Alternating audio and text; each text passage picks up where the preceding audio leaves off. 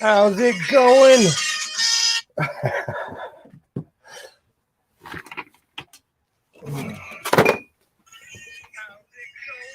Whoops. Hey, Alibaba, how are you? How are you? Let me switch my camera. I'm a bit of a boomer. Oh, whoops. How's it going? How is everybody doing tonight? I am Godless Sewing. I'm going to go grab my vest. Should turn the volume up.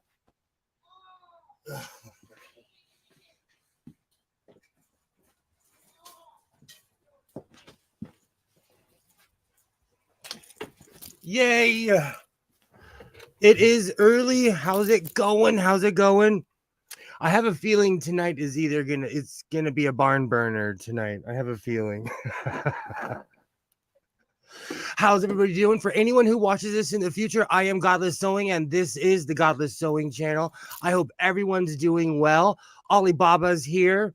So I'm making a jacket.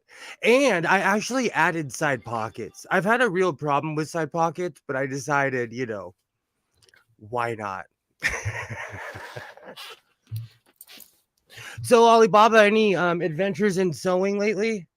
I've had some pretty crazy experiences lately. I had a strange old man experience where I was actually the elder man in a group yesterday, and I was considered like the elder. It was just strange to me. And then today, something crazy happened while I was driving. I went and got fabric. I was leaving my dispensary, and someone opened fire because I live in America.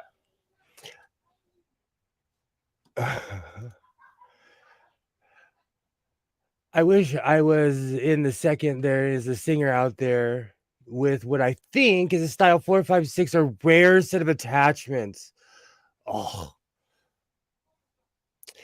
that's awesome. Do you know, like I said yesterday in Phoenix's stream, it's so rare for me to find everything put together. Hey, Water Nye, how's it going? How's it going? Yeah, yesterday was a bit of craziness. As I was leaving my dispensary, I heard a shot and everybody kind of stood there. I put my foot to the pedal and took off. I was absolutely gone.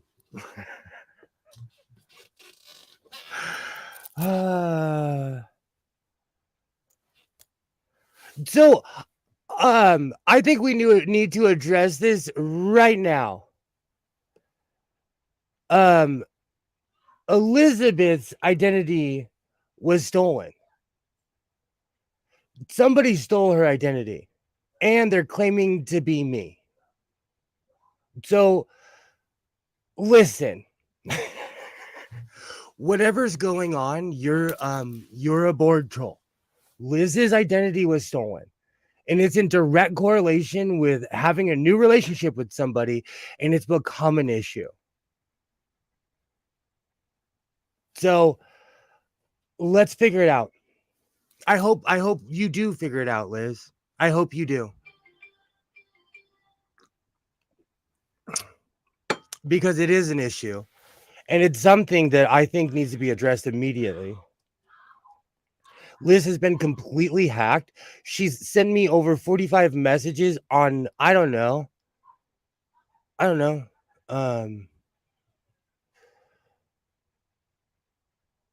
know. She has at least 6 or 7 accounts that have been sending me messages. Different ones that have popped up recently. I agree. Liz needs to go to the cops immediately because she has been completely hacked. Hey, Mark Short, how's it going? How's it going? Like I told Commander, tonight's a barn burner, and I don't back down when people claim to be me, especially on the internet. I don't know how many people have come after me just because I exist. I'm here making callers in my garage. I hope you figure it out, Liz. I really do.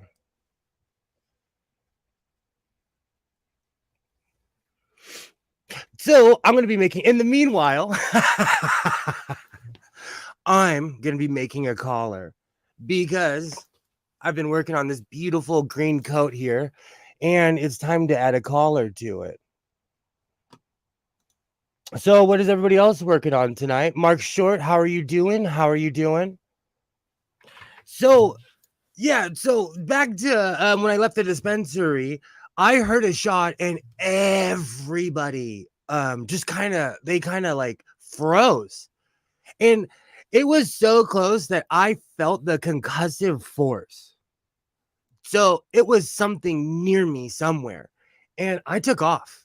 I absolutely took off. I got to take off my glasses because I can kind of see the chat. I kind of can't. But it was crazy. And I'm one of those people, like, I do not stand around and wait for, I don't stand around and wait to see what happened, you know? Because where I live, it's the suburbs, it's relative peace. But whenever I go over the hill, it's stereotypical LA. So it was definitely a crazy, crazy adventure. I almost got shot shopping for fabric today. I don't know. There's actually probably quite a few people that can say that, depending on what city you live in. But it's not normal here in Los Angeles like people think it is. So it's already been a crazy day. My patience is already razor thin. But how people react is really strange to me because some people spend too much time thinking about dangerous situations and not enough time about having to get out of there. For real, I have a one shot does sometimes leads to more shot. I didn't stand around.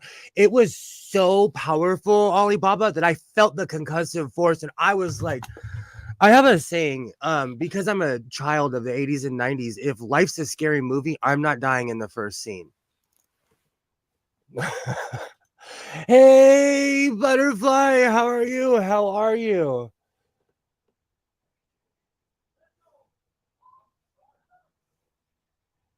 Absolutely, Alibaba. Way too many people do just freeze up. But I'm a reactionary person, and do you know what's so funny? Like I tell myself, like because I'm in my own little world, and I literally exist in my own world. Like I am gonna get shot one day, wandering around looking for fabric, looking for absolutely butterfly. Liz has been completely hacked. I mean, completely hacked to the point where I've been spammed by a bunch of different accounts. I don't even know which Liz is. So if you've been taken off as a mod, it's just a precautionary measure because there's been a lot of drama going on and a lot of blame going back and forth. So I just have to be cautious because I kind of feel responsible for someone getting their identity stolen from trusting somebody in my chat. So that's kind of a big deal to me. But all we can do is put the word out. I don't know if you guys can hear that, but my son is absolutely losing his brains on his Oculus. He's in the living room and he is going off.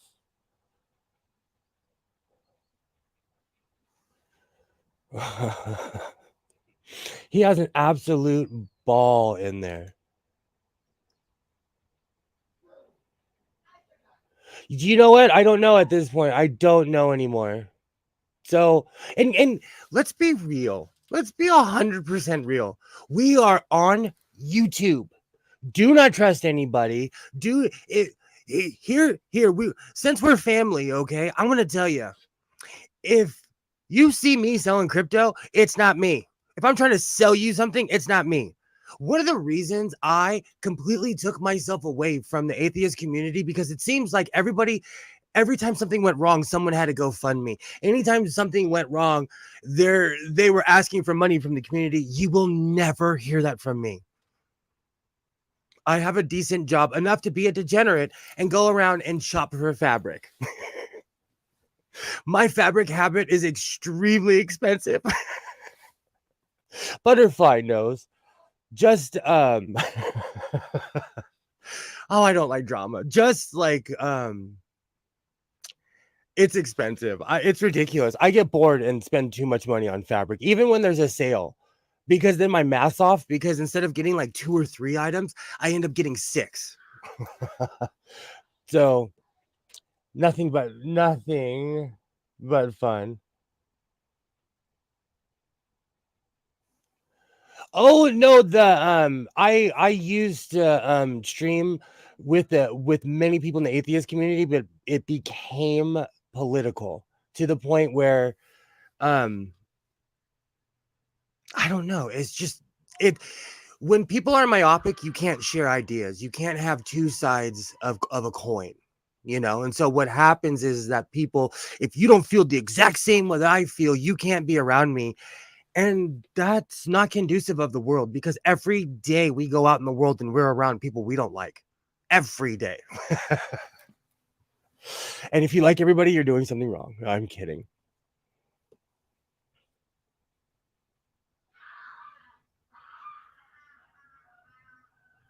Oh, he is losing it in there. Whatever game he's playing, he must be new at and not winning. But I'm going to measure my neckline real quick, even though I have a good idea of what the size is already because I've made a million coats. Um, Skits Crasher, you need to jump in. How are you doing, Skits? How are you? Hi, Skits Crasher. Hello, you should hop in. The link is in the super secret group where we have Dakota rings, handshakes, and you have to show me a swatch of fabric before you walk in the door.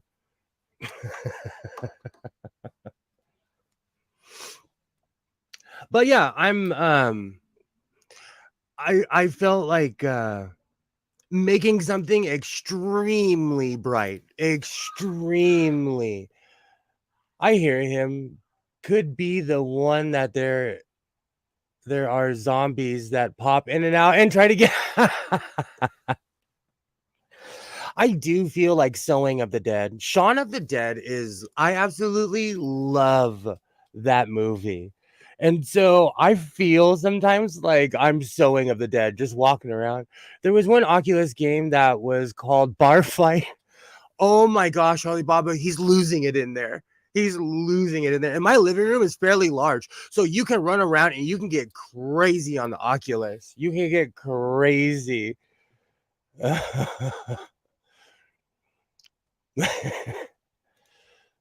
I love lime green.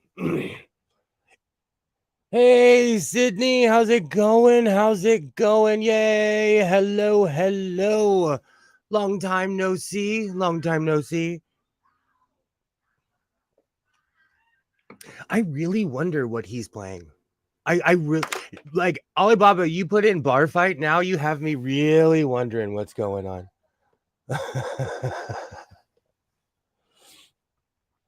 He is involved. Thanks, everyone. I'm maliciously attacked by a cyber hacker that wants to be me. It sounds like a sci-fi movie. I swear it's true. Anyways, once again, Liz has been completely hacked. Someone is posing as me. If you see it's me, it's not me. It's not me. I'm on Twitter. I barely am on Instagram, and all the godless sewings on Twitter are me. Because one time I went on a phone and I thought I was jumping in, but I created another account. So you know, take time with Liz today because she got hacked and someone is utterly and completely attacking her.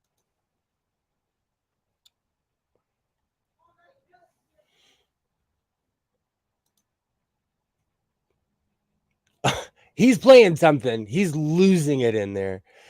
Been raining cats and dogs here. I'm at work. Please be safe, Liz. Be safe. It's hilarious. You drink booze and get more power. Oh my gosh. Do you know what's funny? That's opposite in life. People think they can fight when they drink and they cannot. They think they can really fight when they drink and they cannot. I'm so sorry that you're sick, Sydney. I am so sorry. There's something going around.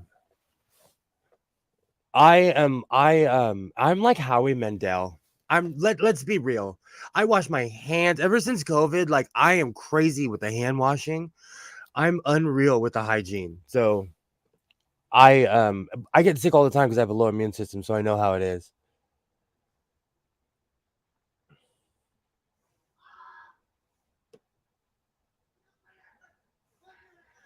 Who has martial arts skills? My computer is so lagging. And you know, and I agree with you, Alibaba. There is definitely something going around. Do you know? It's so funny. Um, what was it? Yesterday or the day before? They like announced. They announced COVID's over worldwide. COVID's over. Excuse me, not where I live. There's a thrift store I go to where they won't let you walk in unless you're in full hazmat suit. Full hazmat suit. And I thought that was a bit premature that they were announcing the end of something, the end of COVID. Like, that's a bit cocky. And for anyone who's old enough, it reminded me of when George Bush did his mission accomplished on the deck of, I don't remember what ship that was, but claiming that COVID was over is a bit scary. So if you see me in public, you'll know it's me by my vest because you won't see my face.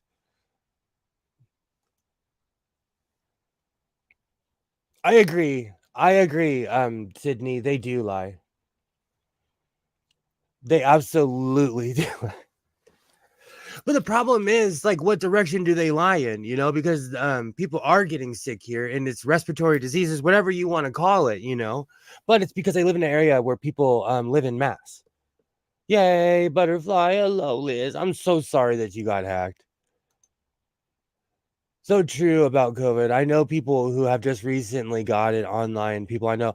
Do you know what's really funny? My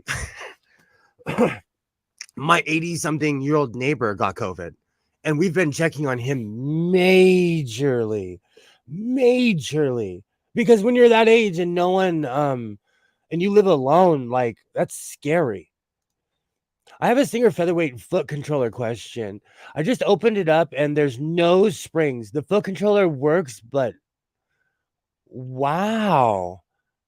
That means the electrical everything's good, but there's no spring. That means oh, where's Alibaba in chief? I'm sure that he could better explain it. But that means that you still have power. It's just that the spring isn't there. My mom has long COVID. That's absolutely awful. Absolutely awful. There are a lot of falsehoods. That's why my Google is different. They hacked me out of 5 accounts and put me through 3 phones. And yeah, you've sent me about 45 friend requests on all social medias. Absolutely scary. Oh, that's awful, Sydney. She's 80. That's absolutely awful. See, that's the scary thing about my neighbor too. He's of that age too, and that's why like I kind of freaked out. He is losing it in there. I kind of freaked out when I was like, what are they why are they saying that COVID's over? So it can run where you set it and set your foot off the controller. So it can run when you set it and set your foot. So basically it's running without the I think what Alibaba's asking is that it's working without the spring. Yeah, because really it's just a mechanism that lets it know that there's power there in the first place.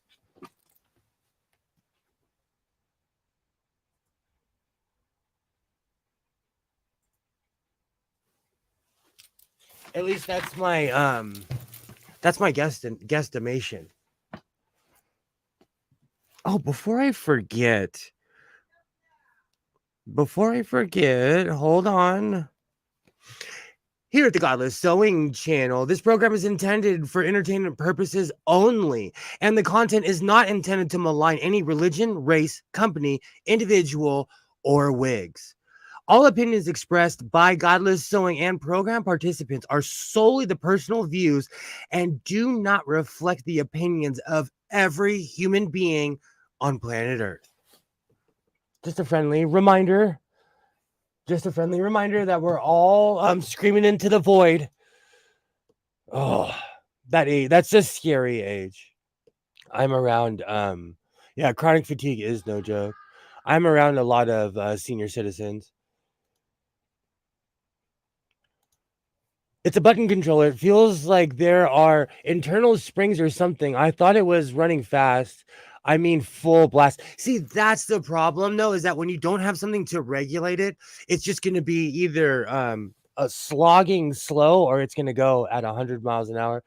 Skits, how are ya? I'm doing all right, brother. How you doing, man? Good. I'm glad you showed up. I can start making my collar now. First, I'm going to light this one up. It's been interesting already knowing all the insider information that you know. Oh, yes. Yeah. Oh, yes. I am slightly confused, actually. The internet is so crazy sometimes. I've quit the internet about 7 times. It's like Facebook. How many have you ever got rid of your Facebook? Oh God, so many times. Yeah, exactly. Thank you. Thank you. I just making sure I'm not alone on that. It's like how many times I've messaged like Facebook and go, I am so angry. You have deleted my tweet. I am never coming back. Fuck, make a new account. Seriously, like, and whoever is stealing Liz's identity, you better pay her bills, punk. For real, right? Serious. Do something. Too late. I'm offended. I've seen crazy old sewing machines for sale for 180 yesterday. It was really slim design, hand crank. Those that's probably like affordable. Can you hear the screaming on my microphone?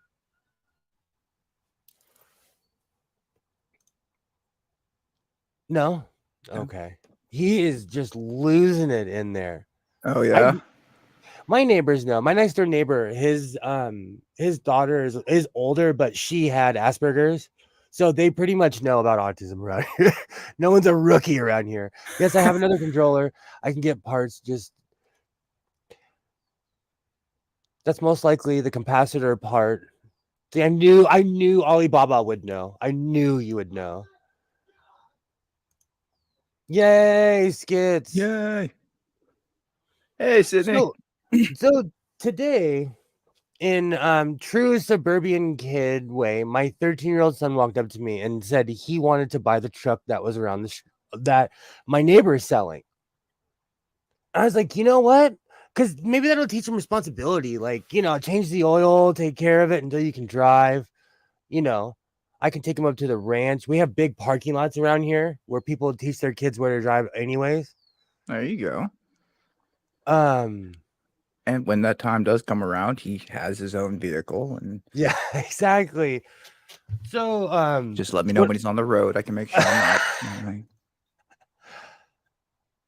Yay, we are glad that Sydney's back. Thanks. I'm gonna switch it all out. I think that's the best bet sometimes. I can hear, see, you guys can hear him. He's losing it in there. I want to know what he's playing. That's because this mic is way better than I think it is. Oh, now I can hear it. And I have my garage door half open to dampen the sound because I live next to the 5 and it has that weird ambient sound of the freeway.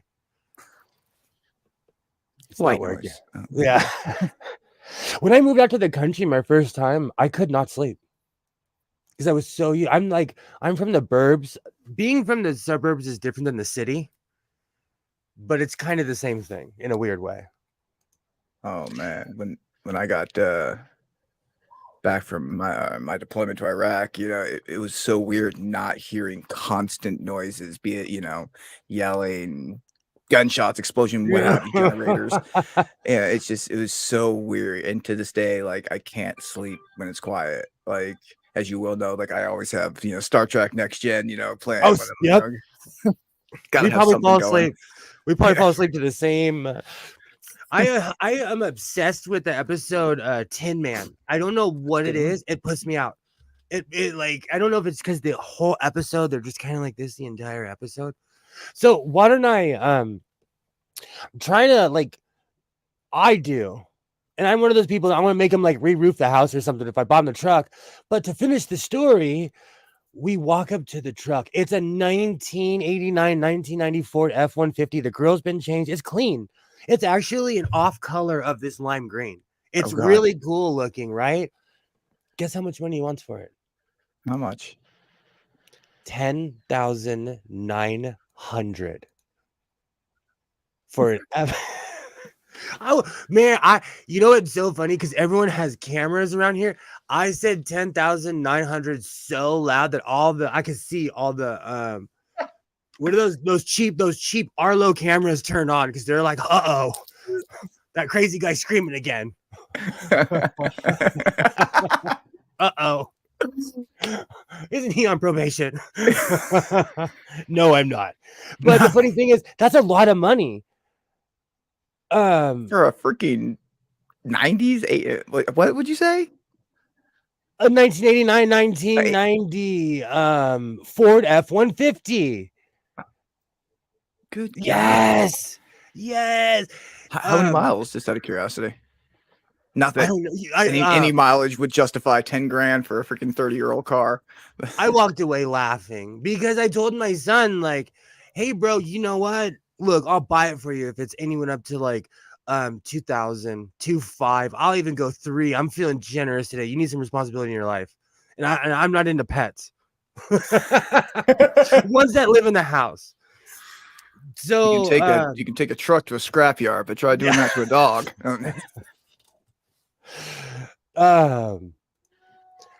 It's crazy. You know what? And I'm gonna say it. It's California. Like people have lost their brains in California with these car prices. Oh, yeah. 10,900 for like a 1989. Okay, so people, whenever I take my truck in for like I have an 88, okay, that's how I could recognize what year this was. People always tell me like, oh, it's a classic vehicle. They're joking. The truck is like a little bit older than me. We wouldn't have went to high school together. I'm a little bit older than the truck, but we're we're from the same era. And I don't consider it a classic vehicle. Nirvana is not classical music, Right. like get over it. Crazy prices, even if it was mint. Thank you. That's what I'm saying. Like I don't know how much money I would ever sell my truck, the 88, for, because it has aluminum radiator. We put a big block on it. I've pumped money into it. I don't even know if you can call it a Ford anymore. You know what I'm saying? Like I the Ford have of Theseus. yeah. The crazy thing when I was a kid, my pops was like a rah America car person. Like in front of my house is nothing but Fords. I'll never forget he had a Ranger. We opened up the hood. It said Mazda underneath. The Mazda T100, and a certain year of the late 90s Rangers were literally the same vehicle. Made in the same company, made in the same factory, I think. One had to have bought one or the other out. That's crazy. The 90s were 30 years ago. I have a moment when people are like, "Oh, that's classic." I'm like, no, it's not. No, it's not." I remember my dad would say something like, like, oh, the turn of the century. Now I'm like, which one? Like, just wait. You had your senior episode. So yesterday, I stumbled. Yesterday there was a huge biker run. I'm old. I'm out of the loop. I don't care. I'm too old. And I don't even realize how old okay. So I'm wearing my godless sewing vest. That thing screams, beat me up if I don't know what I'm talking about, okay? There was a certain biker club. I went to my thrift store. I walk out of my thrift store. Apparently their clubhouse is on the same side of the bad track of town. I walk up. There's dudes standing on the street, and it's a readily identifiable biker gang, but not necessarily unless you live in Southern California, Texas, Arizona, New Mexico. So, long story short, instead of getting in a fist fight with these guys, they all gave me a salute and were calling me sir because of my age. That's not funny, Skids. I was more offended that they like gave me the 10 gun salutes and they were asking, "Oh, how do you fix this? This is wrong on my bike. If this," and I'm like, "I'll help you," just because you guys are being nice to me. Then So a it was, Boy Scout helped you across the street, and oh then my F. It made me feel old because 20 years ago, those guys would have tried to hit me up. And now in my age, they're like, "Hi, sir. Hi, elder. I wanna live Elder. to be your age." And it wasn't just the prospects. It wasn't just the prospects. It was like the patched up dudes were walking up to me like, "What's up, brother?" Like they were all good to me. And I was like, I don't know if I love this or hate. I hate it here. I don't know if I like it or hate it. They loved everything about it. I have so Godless Sewing is now worldwide. There's another club that loves me. I didn't know how to react. Alibaba's right. I really went off about it yesterday on Phoenix's show because it made me feel like an old man, you know?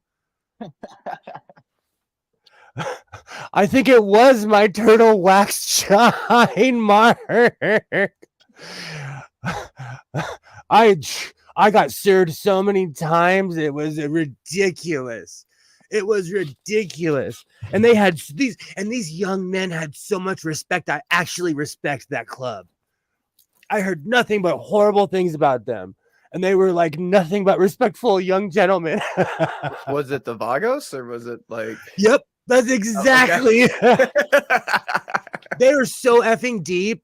Like they have gained numbers over the past couple of years, and they don't come on this side of town because where I live, it's the Mongols.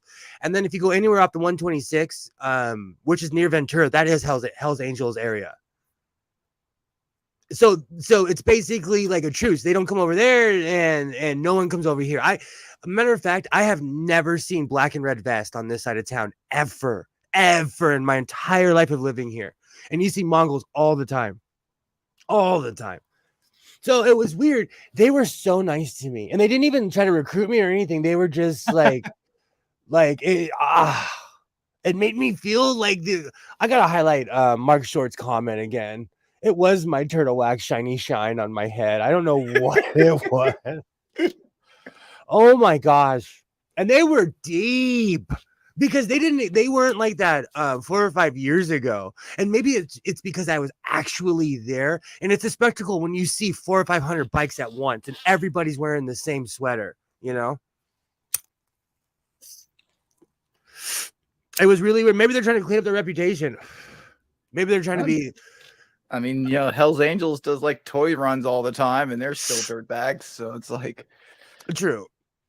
It's also different areas. Like around here, they do that. But when my cousin lived in Glendale, Arizona, and like if you weren't from there, like he lived near the clubhouse, and that place was no joke.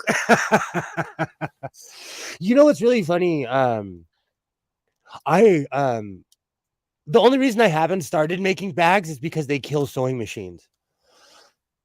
It's oh, go ahead.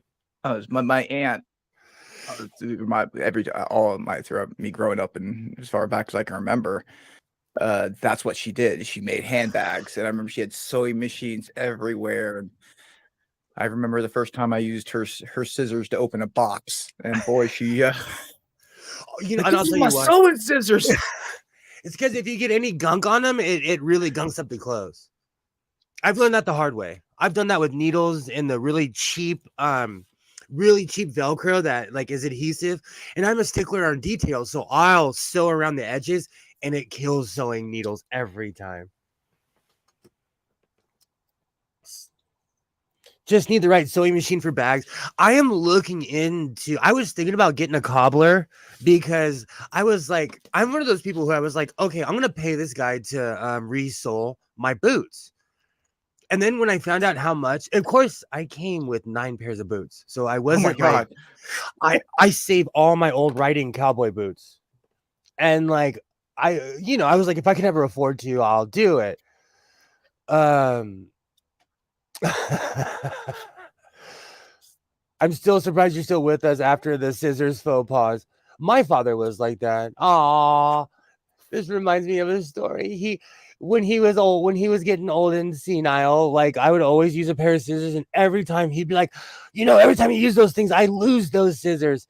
He would go and buy a new pair, and I didn't realize till he passed away. Like I have like 20 pairs of the same pair of scissors. They're Aw. titanium from Lowe's. They're just, and they'll cut through anything. They'll cut through a human sternum. Crazy times. Crazy times. Yeah, so yesterday these kids were so nice and it wasn't even awkward. It wasn't like, and the funny thing is they all seem sober too. Times have changed. Gosh. Resole is just glue. The upper and lower is a welting machine. The patch is for the zippers and adjusting boots. Oh, the patcher. I know exactly what you're talking about. I have been really looking into it because as we talked about yesterday, I almost bought a spinning wheel, but I don't need another piece of giant furniture in my house. I almost bought a yarn. Have a cotton gin back there. Yeah. Oh my gosh. I'll make my own fabric. I was thinking about getting a loom, like a stand-up loom, and making rugs. You go. I do work next door to somewhere that has sheep, and they will gladly give me all the. They keep on trying to give me goats. Here, take a goat. It's not my thing, and I keep on telling them, like, if you give me a goat, I'm gonna make it into stew. And she's like, I'll give you 5 of them. And I'm like, I don't want your goats. I don't. That was supposed to be a threat. Yeah. No, I really think like, have you ever met horse people? They're different. They're like, they're a low level version of tiger people. They're not as extravagant. It's guaranteed that they're going to have Native American prints in their house, even if they're not. So true. I'm moving furniture tomorrow. Please pray for me to whatever deity of choice. I wouldn't be worried about sewing leather on that tank of an industrial I've got. I really need to dig it out. Oh, you got to send me pictures. I am so curious. So curious. Lots of horse people. Horse people from a different planet. I had a sloth. I was in my sloth era for a long time, Sydney. Long time.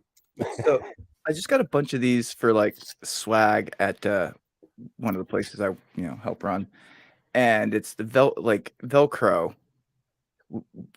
Would you recommend? I mean, granted, I have feel. If I wanted to put these on something, would you recommend hand sewing these? Are they? Do they have adhesive on the back? No. Oh, you could do either or. Okay. Because they're pretty small. I mean, the bulk thing is doesn't need to be sewn. It's Velcroed on. But yeah, this is just the actual real better thing. Like the more practice you get, you can get more precision. But I'm gonna tell you, like, I look back at certain projects I started. Like, I made a jacket when I had no idea what I was doing, and it's better made than half the stuff I make today. So so it's that old like moxie college try thing, like you just got to give it the old. You got to try. That's what I say. I step out of my boundaries all the time when it comes to sewing. All the time. Schizos. I've been, not as much as I'd like to. I've been practicing. It's just been super busy. Exactly. Like any hobby, you have to make time for it. That's it. Just like any hobby. I used to surf, and then when my son was born, surf? Oh, for years, and I magically stopped when my son was born because I can't leave the house at 3:30 in the morning. There. I actually have Oh, sorry. Go ahead. I was gonna say, has he ever expressed interest in surfing? We've given him like he has full swimming classes, lifeguard training, but the ocean scares him.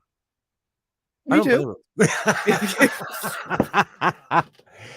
I saw a Singer 3115 walking foot that would be good for bags today near me. 100, wow. And working 2 full boxes, needles, and everything. I love those deals. I absolutely love those deals.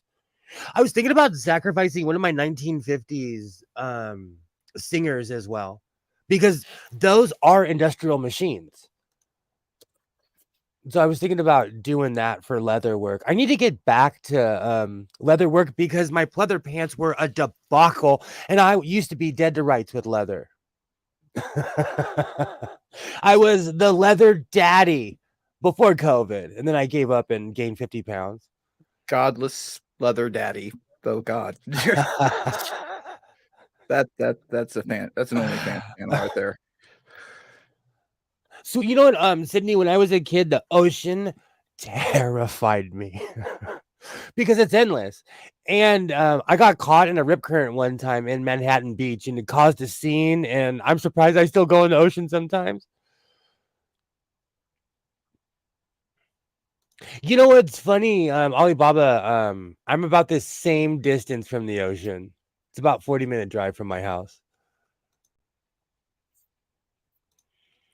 I used My to work on a trawler. my Oh, that, stencil for my teddy bear. yeah, I'm gonna make you big. Hold on. I used to work for a trawler, so I'm scared of the ocean too. I know it lives. The ocean is no joke. And I got this, and I'll be using. Finally, actually get the. Yeah, I'll be using. This is the fabric of my mom's old dress that I'll be using. Oh, that's beautiful. Is there a design on that, or is that just like Like I don't know. It almost looks like a cityscape in the background, but it looks at the same time just crazy. Yeah, because actually, yeah, there's like a woman with a umbrella. Oh, I see it. I see it. So yeah, it's I think it'll be a really nice, and it's a pretty thick material in itself. So I think it'll make a good teddy bear. Oh, that's awesome. Oh, of course she goes live when I'm live. That's awful. Who's I'm that? I have fallen in love with certain local drag queens, but like because we're all on the West Coast, we do things at the same time. You know what I'm saying? Makes sense. Makes sense. So you know what's really funny? I used to work on a trawler. I find it weird that people are scared of the ocean, but you have to respect nature. Absolutely. Is that for is that Riley? I can make one for Riley. Yeah, Riley's another happy baby. But yeah, my the one I'm making is going to be for yeah, her name's Hypatia. Aw, I another think it's name I very can't spell or pronounce. The trawler I worked on was 20 feet wide, and I've seen a shark that was longer than the boat was wide. Damn. Hey, Kilroy. Yay! How's it going, Kilroy? Hello, hello. Do you know what's really funny? Like I've been on deep sea fishing expeditions. Like, there is a certain sense of helplessness when you're out in the middle of the ocean. That's why I could never join the Navy ever, and I get seasick. There you I would, go. I would love all those bored dudes. Like I'd be good. I'd be good on a submarine. I'd be good. Man, I when I run across submariners to this day, I'm like, it takes a special breed. Like you're just sitting in a tin can underwater, sucking up recycled farts. Man, Yep. it's My pop said even on the Bennington, they would spend 7 to 8 months out at sea. yeah, ugh, Seven. That's a year. To me, that's a year. that's nuts. You That's round nuts. up. Especially if you're in our submarine. Yeah. Oh, that's crazy. Man. But yeah, I was just actually watching a it's a channel with like old US government videos and stuff like that, and I just watched something on the invasion of Normandy and then in Sicily jumps in World War II, and like watching them prep, and I'd forgotten like by the time I was airborne, we'd gotten rid of the gliders and everything like that, and just Oh, looking back and how crazy those were, that's like GI Joe. That is so GI Joe. That is so like my grandfather jumped into Bastogne in oh, World there you War go. II. And the only reason I can properly pronounce that is because he said it a gajillion times. Bastogne. Yeah, Normandy and Bastogne, and yeah, that the French jumped in with the French the paratroopers jumping into France. That's nuts, just nuts. Do you know, Mark? I used to go on a lot of booze cruises with my ex-wife, and then I went on one when I quit drinking, and I was like in the parking lot on the way home. I'm like, I don't know if I could make it home. I'm gonna retch. I was still moving. I felt like I was still on the ocean. Like when I would drink, my body would just compensate for it because I was already sick to begin with. I could have told you that. But ever since I quit drinking, I cannot hang on a boat. Like, there goes my yacht. There goes my yacht. Damn it. Fuck. Oh, but I finally conquered a monster. I added side pockets on my trench coat. Pockets are more Nice. annoying than anything else. Side pockets are more annoying because you have to do a lot of sewing. Yay! Hello, Carol Ann. Hello. Yay. Oh, It's been a hey. while. Yay. My old unit was the 101st Airborne. These are screaming chickens. All right, let's see how it is. That's the 101st. Hey, Trees, how's it going? How's it going? That's awesome. My old unit was 101st Airborne, was the Bastogne Bulldogs. That's awesome. Do you know, after World War II, I've told this story a million times. My grandfather never flew again, ever. He took my grandma around the world on cruises. Carolyn, I hope you're doing well. We missed you. We missed you. How are you? How are you? Awesome. Everybody's here tonight. I got Queasy on the Queen Mary. Oh, that's funny. Is that thing still sitting there in Long Beach? Yeah, I got more. I've jumped out of more planes than I've landed in. I will in a second. I'm gonna make the collar and sew it, but it's still early. I'm feeling my Elvis tonight. Now you can pack 50 pounds of potatoes in that. I did make giant pockets. It's because I'm not secure enough to carry a purse, so I make big pockets. I carry a lot of stuff. Saying after a long time at sea is common. It's worse when you go to the dunny. Exactly. That's the thing. I was in the shower and I still felt like I was in this. I was like, that's very true. I miss my peeps. We absolutely miss you as well. Yay. Yeah, I'm gonna make the collar. I fell in love with that lime green. And since the Vagos didn't kill me, I'm ironically though, I bought this before I saw them. In a really ironic way. And I didn't want to be like, you guys are so nice. Do you want to see the 4 yards of green fabric I have in my car that matches all your vests?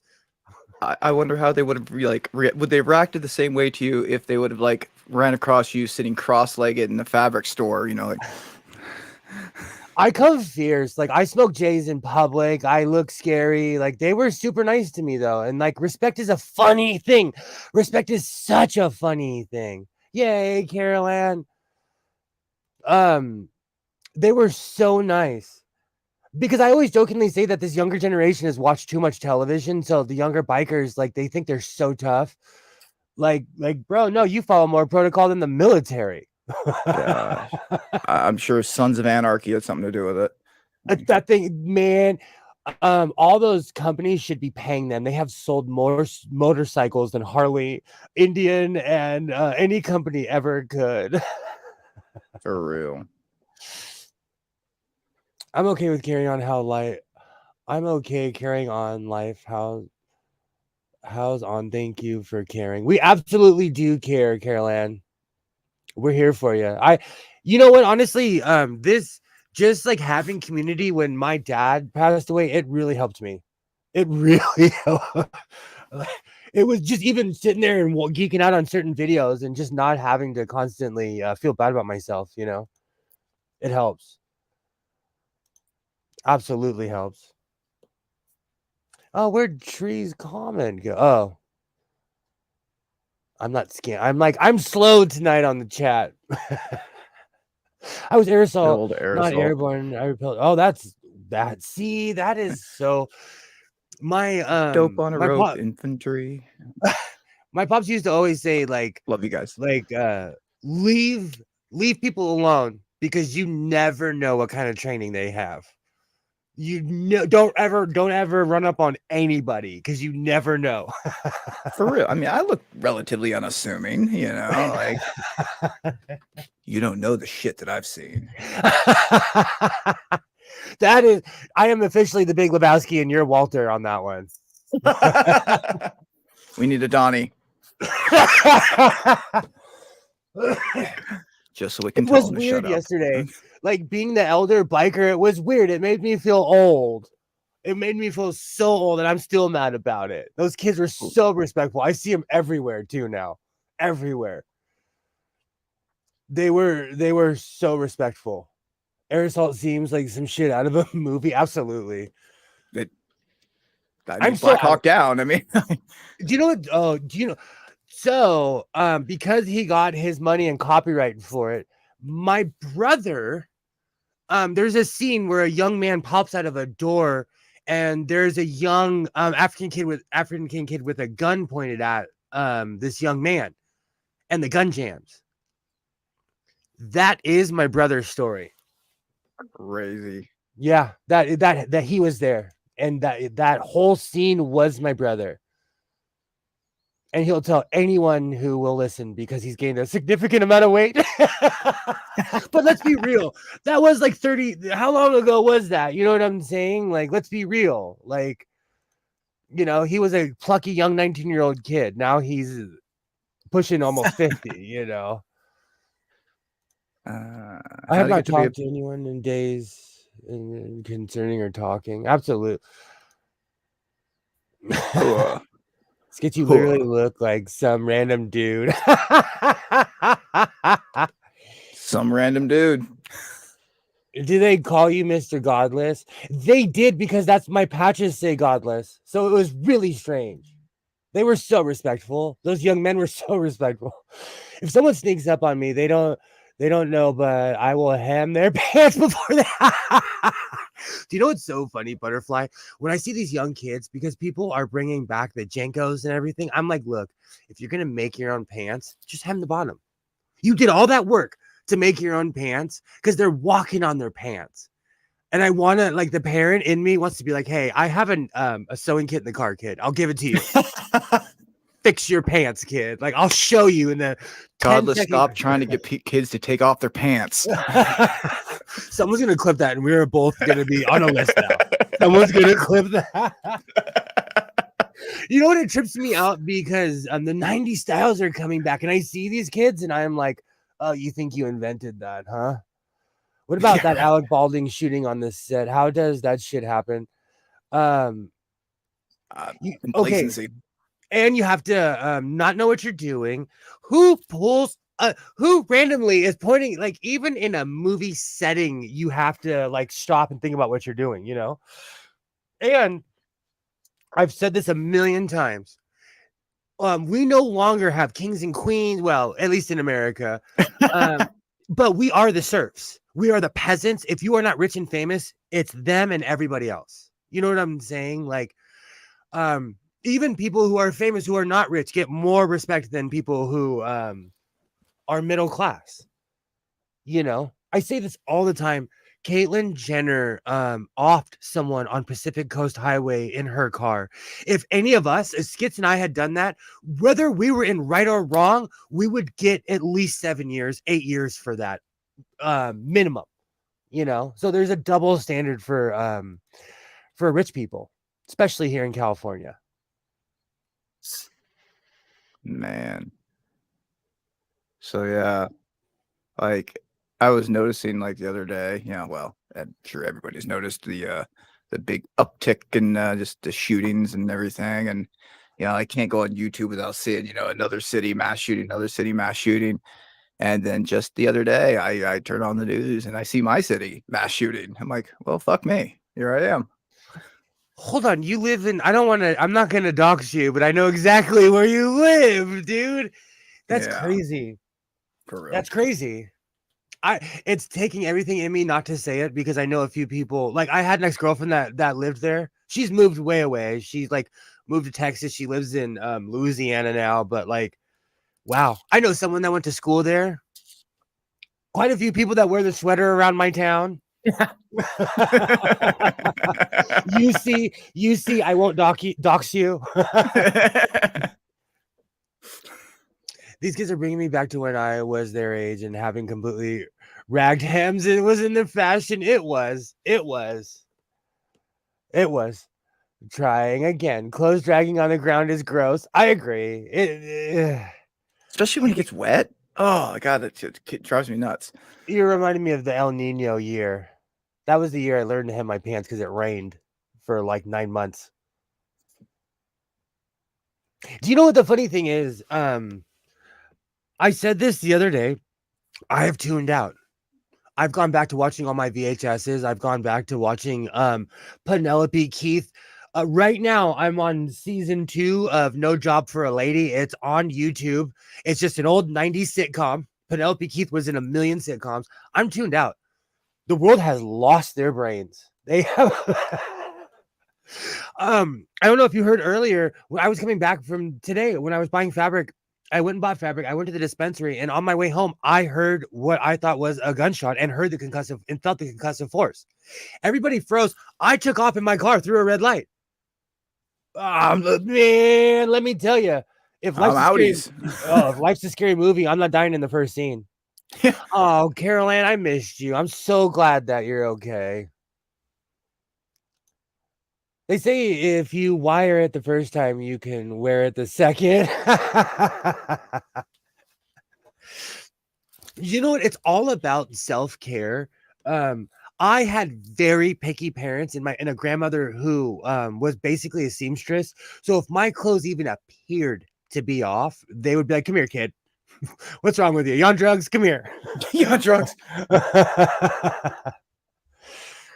I usually don't conceal carry unless I'm going to the stores. If I'm hiking, I usually don't carry anything but bear mace and a big knife. I am like 50-50 on that because like stuff's changed around here. It's changed so much around here. But see, I live in California. Where you have to have full guard card. You have to have full certs to carry. I'm going full head into sand too. Got rid of all the politicals. Yes, I've been doing the same thing because like I could sit here and scream and hoop and holler and say my opinions all day long, but unless everybody gets together and kicks out all the politicians and realize they hate all of us, there's really nothing that we can do. And except for I'm rocking my Bud Light cowboy hat to take off all the wannabe hillbillies around here. Trees, one night you got to come in here and I'm going to show you all my knives. I want to show you my collection.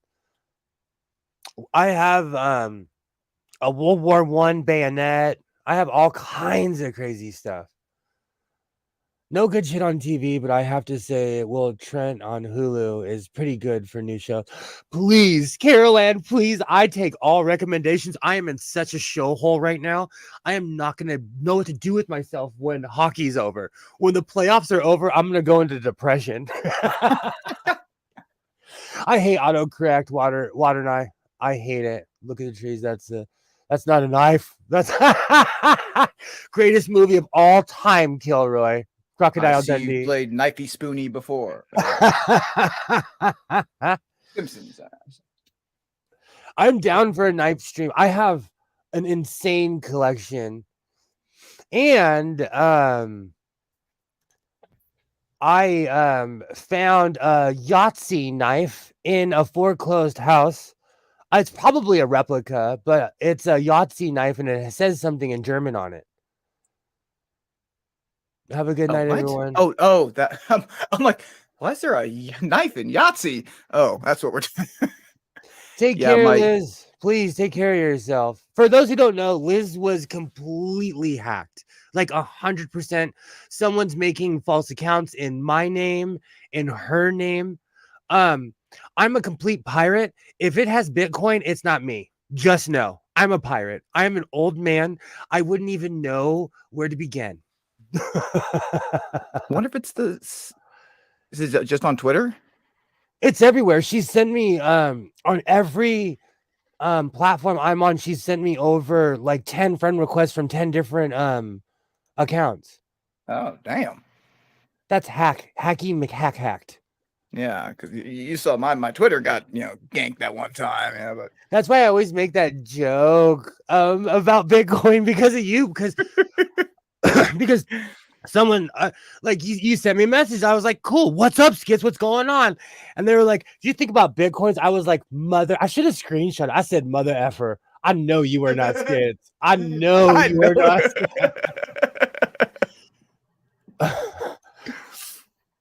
not.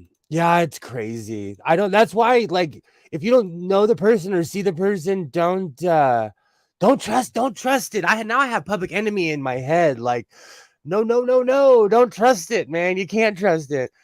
I'm old school, says the guy that has an Alexa. What's the temperature right now? Right now, it's 65 degrees Fahrenheit. One of the greatest memes of all time was like they showed people in the 1970s. They're like, I'm anti phone tap. The government is coming after all of us. They show people in the 2000s. They're like, phone tap. What's the recipe for gazpacho? Phone tap. How do you get to to blah blah blah? That's hilarious. Yeah, we have changed as a society. Check it off the charts tonight. Sorry, I need proof. Free. I'm the same way. A word. The fox is in the hen house. I freaking and you know what the funny thing is? Like, I have a ton of Apple products, so I know they're spying on me. What I said it the other day. Isaiah and I were talking about something. I look at my phone and they were trying to sell it to me. And when people are like, "Oh, your phone is spying on you," but it's not as nefarious as you think it is. It's an algorithm trying to sell you stuff because we are consumers. My neighbor allegedly came into my apartment. She said my apartment smells like candy. Were you smoking like a cotton candy vapor or something? I mean, thank you. It could smell a lot worse. He said sorry. You know, that's so dangerous though. Like I've seen videos of people that are drunk trying to go in the wrong house. That's dangerous around here. Oh, remember that? Remember the female police officer who went into the wrong house? She thought it was Okay. her own apartment, and then she got Oh, the guy. there was one in Texas where it was like she said that was what she said that was what the deal was, but they were dating. And Oh, then really? they broke up. Yeah. Oh, I didn't know that part. Yeah, that's why she's doing time because they So it's just straight up homicide. yeah. In the modern era, I want you to think about this. If you leave a footprint wherever you go. I was on my phone all day pinging across all kinds of I couldn't even lie. If they were like, where were you? I just handed my phone. Like, you find it, you figure it out, bro. People left This their will phone. tell you better than I can. Exactly, Kilroy. Exactly. It's this weird stocky bot. And because I'm sitting in a room of Apple products, they're all keyed to my thing. When I look on a different device, it shows me what I looked up on my phone. Or like when someone sends me a text, it comes on the tablet, it comes on the computer, it comes on this computer, and it comes on my phone. Let me see if I can make a complete sentence without a mistake. I remember I was watching I was watching the Super Bowl or some football game, and I look over to my roommate. I'm like, you know what they should really do? They like, it's a game of, allegedly a game of inches, and they're always bringing out the sticks and measuring, the first downs, and like, why don't they just have like a little RF, chip that's in there that'll tell you exactly how far the ball went forward, progress, stopped, da da da da. Da. And then, 5 minutes later, I look at my phone and there's a news report on how that's exactly what they do. I'm like, you're fucking listening to me, dude. Yeah, they Like, are, bro. this is like stupid specific. Like, I'm telling you. At first, you're like, am I losing my brains? Like, is this real? It's real. It's real. They are really listening to you. for real. What was it? I'm so curious now. I have to look at my thing because it's always trying to sell me. Right on top, I was showing Isaiah. Disneyland has gangs, and it's people. They wear rockers and everything. Like, let me see if I can look it up here because it's saved into my computer because it's all the same thing. Oh my god, that's so creepy! It is right here. Images. And keep in mind, like LA is hard. Like LA, like people, like even Anaheim is tough too. But yeah, they have Sydney. I'll tell you, the ring is cool, but when you buy the ring, you give away your rights. So if anything crazy happens, they have the right to use your likeness or anything that they want to. Now Creepy. you're a person of interest in the biker gang and bring it. I have nothing to hide. I am one of those people, like if the cops did come to my house, I would be cocky and arrogant because I have nothing to hide. Till Disney does have gangs. I'm about to show you a picture. Hold on. Let me do. Don't be evil. They don't have that anymore. Google is evil. Let me. Oh, Caroline, I am so happy that you're safe and that you're living your life like Gina Davis, like I always say. Let me see if I can show this. Share screen. Gangs of Disneyland. Okay. So can you see that? Yes. Okay. Like this is no joke. Where I'm from, this is no joke. Can you see that? What? See if I can make it. Oh, it's just the article. Yeah, we can make it big. People bang in LA. Like, it's no joke The here. little kid rocking a fucking tut with fucking rockers and shit. Oh yeah. Oh yeah, and they'll bang on you. Like they wear these outside of Disneyland. Like Anaheim is a different planet. And Anaheim, again, could you take if you like this biker gang rolls up on you and they're wearing Mickey Mouse ears, could you take them seriously? they'll see, but that's the thing. They'll fight. They'll fight you. Fuck you up. They'll fuck you up in Mickey Mouse ears. Look how big that dude is. Look at that. Look. They'll swing on you. They'll put up a fight. They will put up a fight. That Mickey Mouse is looking a little swastika to me. Some of these, like, running. I get bored and I go through these because I think these are so sick. But That's because cool. I love like the hat one. Absolutely, I love these designs. Wonder what it says up top there. Wonderland. I can't zoom because they completely changed the format for people like me. But these are hard. Like this is an identifier because there's actual different gangs. That's cool though. So like, if you ever get bored, like don't start rocking these because Sons of Bananarchy. they'll fight you. These people. Oh, that's a little picture. Sons of Tortuga, he'll fight that's you. so cool. I know I would rock that, but like you would get beat up for being a poser. They'd be like, "Are you really from Sons of Tortuga?" Man. Hey, how's it going, Trusty Abe? Yeah, it's no joke. That's sick. See, that is so sick. Disney's Forbidden Odd. That's just creepy as fuck. But like when they put rockers on kids, I think that's weird. Oh yeah. But like, yeah, they're no like the gangs of Disneyland are real, man. They're deep, and they're deep too. That's cray. Living in the South, it's hard, especially if you're Jewish or. You know what's so funny? That is never brought up here, and it's so weird to me when people do in general. How's it going, Trusty Abe? Now that raises the question: do Disney gangs sell Disney drugs?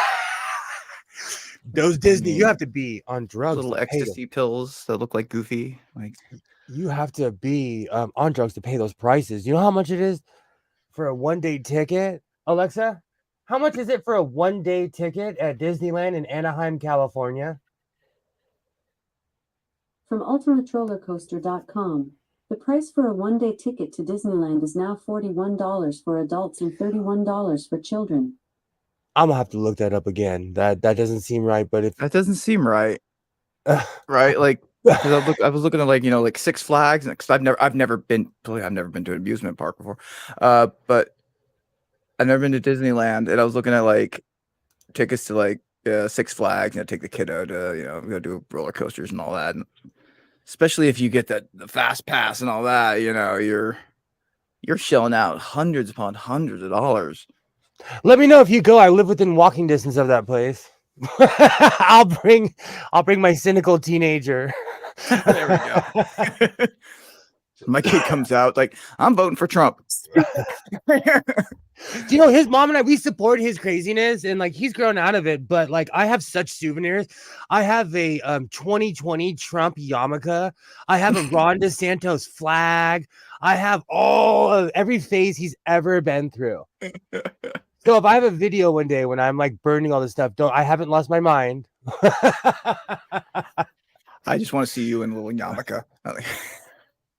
That does seem low, Butterfly. That does. That seems way. Yeah. That shit is for real. I see it often. See, Caroline knows. Anyone from Southern California knows. Like, those Disney gangs are real. I remember when locals. Yes, I remember when they did have the cheaper price. If you had an address that was within their book, that you got. And back in the day, Magic Mountain had this thing where if you brought a cannon, they took like $30 off the thing. They had. If you should look it up on YouTube of how much they were recycling every day. Yeah. 2-day ticket, $270 for a kid. That's $300 for an adult. You'd have to be in a gang to do. We love you, Abe. We absolutely love you here in the House of Sewing. Word. I just looked it up. They want $83. Oh. That's still cheap. You know why? And I'll say why, because a year or two ago, they announced to Southern California residents that the tickets were going to be over $110. We were like, who can afford that? Disney is, for a single park, is more like 140. Yeah, exactly. Yeah. Oh, love Six Flags. Me too. Six Flags. I agree, Butterfly. Right, that $41. You know what? They always have some weird deal though. Like I always go during Special Needs Week, and I can actually afford to go to Disneyland. I can actually afford, I remember when I was a little kid, my uncle would take us to Waterworld, and it was they would have like you bring a Pepsi can and you get get in for free or something like that. And then my uncle would all like oh my nephew's here, they're diabetic and they need special food at at special times, so they would let him bring in his ice chest, and so we'd never pay the prices there. He was a cheap bastard, but that was old school. My mom was the same way. She'd take us to the grocery store and be like, all right, line your pockets. We would pay for it, but we'd get candy there. Or like I've walked into a movie theater with a Subway sandwich. Is that a Subway sandwich in your pocket, or you just happen to see me? Huh? Butterfly, my parents, that's where they met each other. Was at Magic Mountain in the 1970s. Family history. I worked there. That's when I saw David Spade and Rob Schneider like young looking women. And I'll die on that hill. I was 17, and the women they were with looked like they were 16. And I know Rob Schneider. Alexa, how old is Rob Schneider? Rob Schneider is 59 years old. Okay. So he's 59 now. This was 20 years ago, okay? Probably 25. He was still older. Disney, remember the e-ticket? I do remember that. I'm glad I hate amusement parks. They're all just scammy as casinos. I miss casinos so much, Kilroy. I miss that tourist trap. I'm thinking about taking my son to Vegas just because I know I can't gamble if I bring him with me. And plus, I want him to see debauchery. I want him to see all the craziness that is Vegas. I got to do a pre-ride on Viper before. Oh, wow. Wow. I did that too on a few rides. It was for season ticket holders back in the day. For a few people. Interesting. Kilroy is right though. Amusement parks are just giant traps. Like when I went last time I went with Isaiah, we went during special needs week. I spent over $175 on food. Because I'm like, I want that churro. I want that pretzel. I want that giant lemonade that's the size of my head. And then I had to, and then Isaiah wanted a pretzel. That's like, if I got one, he got one, that's 20, almost $30 right there. Disneyland's crazy. Sydney, Vegas is fun. I had a compulsive gambling habit in 2020. Really helped me out because I stopped going. Do they allow smoking weed in Vegas casinos yet? Or no, you're not allowed to smoke on the strip or anything, but pot's is legal there, so people are smoking it and walking around. I'm a prude. I'm very for as much as I'm a rebel, I'm gonna smoke way off. I'm gonna smoke on the freeway way where you can't see me. So it's weird to me when people smoke in public. I'm subscribed to a young man who goes to Fremont Street and smokes a blunt and talks to the cops. It's the strangest thing to me, but he's up at 3:00 in the morning, and so am I. So it's yes. amazing though here in California. I mean, like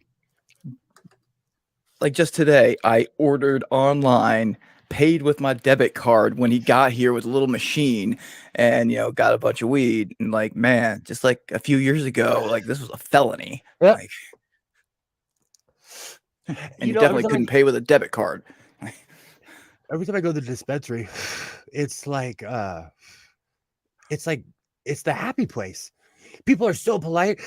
I'm not kidding you. People come from different neighborhoods. They would fight each other if they saw there anywhere else. They're open the door for, go right ahead, sir. Have a glorious day, sir. People are so polite to each other because they're Bloods and Crips are hugging. They're in there hugging it out. The dispensary is it's a funny place. I'm glad you got that sorted. You could get a couple steaks at a nice steakhouse for $175. You can go crazy for $175. There's an ounce of weed for I'm going to tell you, the one thing that got me hooked was that I started winning. I won 800, then I won 900, then I won 1,200, and then it just started going from there. But I swear they track you because every time I play with my Players Club card, I would win these high amounts, and when I wouldn't win anything. Godless doesn't have a gambling problem; he has a gambling solution. Hey, Commander, we miss you. Hey, Commander. Just at a rest stop heading out. I don't have the phone on it, shut off for some reason. I do that all the time. I'm surprised I haven't broke my new phone. Let's be real. Godless is gonna be like Walter White smoking in a trailer. I have actually. I'm old school. The old school podheads, you went to jail for pod, so we really mind our P's and Q's, and it's more respectful. Even when I smoke cigarettes, I didn't smoke around people. Yeah, that was a thing. When my kiddo was born, I was a pretty heavy smoker, and that's one thing I never wanted to do in front of him. I was always ashamed of it, right? I didn't want him growing up to smoke. Now I never realized, and I don't smoke. I lived in a house with 4 people that smoked cigarettes. My ex-wife and her stepdad and her mother. We all smoked cigarettes in the same house. And I didn't realize how hardcore it was until the first night I brought Isaiah into that house. And before he even came in that house, when we wiped the walls, I'll never forget those Lysol wipes. We went through a whole roll of Lysol wipes, just walking around that house, yellow handprints everywhere because they had smoked in that house for 20 something years. I wish Australia would legalize weed, but too many crooked cops and judges are making too much of money for bribes to even allow it. That's awful. For real. The war on drugs throughout the entire, essentially the entire world, super corrupt. I have a question for you, Mark. Are the cops in Australia like the cops in Mexico? Like, it's known that if a cop arrests you in Mexico, you could pay him off. It's known they have a price. They're offended if you don't offer them money. Yeah, I think it's a separate penal code. Yeah. Did not bribe the officer. This gringo is crazy. They didn't ever make money. It's lunchtime. Just buy me some menudo and we'll call it a day. They're no joke. In Mexico, they are no joke. Oh man, I gotta bring bribe money. I'm so curious now. Because, I'm telling you, in Mexico, it is known if you get caught slipping, done. You got to pay them. They set up roadblocks. You're not caught. My grandfather, who was from Sinaloa, when I was a little kid, I'll never forget. They had some rando checkpoint. He walked up and handed the guy money, and they let us all through. Did no stop, pass, go. My grandpa was like, "Oh, this will take 2 seconds." He paid him, and they let us go right away. I'm just not down with cigarette smoke. I quit years and years ago, and it's really watching my I weirdly quit right before my dad found out he had emphysema. So we stopped around the same. I stopped 6 months before he did. Australian cops are a lot more covert about it, but see, that's crazy that they are semi-corrupt like that. I watch a lot of bikie stories in Australia, a lot of stories about people in general, and I can't tell who's more corrupt, the bikers or the cops. And I'm talking about the crooked ones, not the people who are motorcycle enthusiasts. But yeah, Water and I, it was a few years back, I was walking with my partner, and this dude walked by smoking a cigarette and just reeked of the cigarette smoke. And I was, looked at him like, how did you ever kiss me when I smelled like that? That is awful. And yeah, it was about the time e-cigarettes were first coming onto the scene. And I started smoking on those and smoking joints like they were going out of style. I just started smoking marijuana at that time. And that was how I was able to quit smoking. Because for me, it wasn't so much the nicotine or a chemical dependence. It was just I love being able to just inhale something at any given time. I'm the same way. I almost had the same story about quitting because in the end, it really wasn't even about the nicotine. I just like doing this. Exactly. The hand mouth, the oral fixation, whatever you want to call it, it's real. Some people chew gum, some people Reagan and eat Jelly Bellies, some people chew pins, whatever. It was absolutely great to see you, Carol. Absolutely. I'm so glad that you're doing well. We'll leave the lights on for you. Leave the home fires burning. Absolutely. The cops are more crooked. The bikers have more. It's because they have a That's code. saying something. No, there are certain cultures that have a code. When people say certain things to me, I'm like, nah, man, I don't do that. And it's not because of any religious thing, anything. It's just a thing I choose not to do. I have certain things about my life that I choose not to do. And certain clubs live by the same code, So respecting people. Oh, sorry, go ahead. I was because I was recently invited to join a local organization, the Elks, and one of their requirements is you have to believe in a higher power. Like everything else I'm down with, but like just the last thing is, and they're like, oh, you can define higher power however you want, da, da, da. Doesn't mean the Christian. I'm like, you guys start everything with Lord Jesus. I'm like, yeah, that's That's sorry very guys. narcotics. That's very Narcotics Anonymous.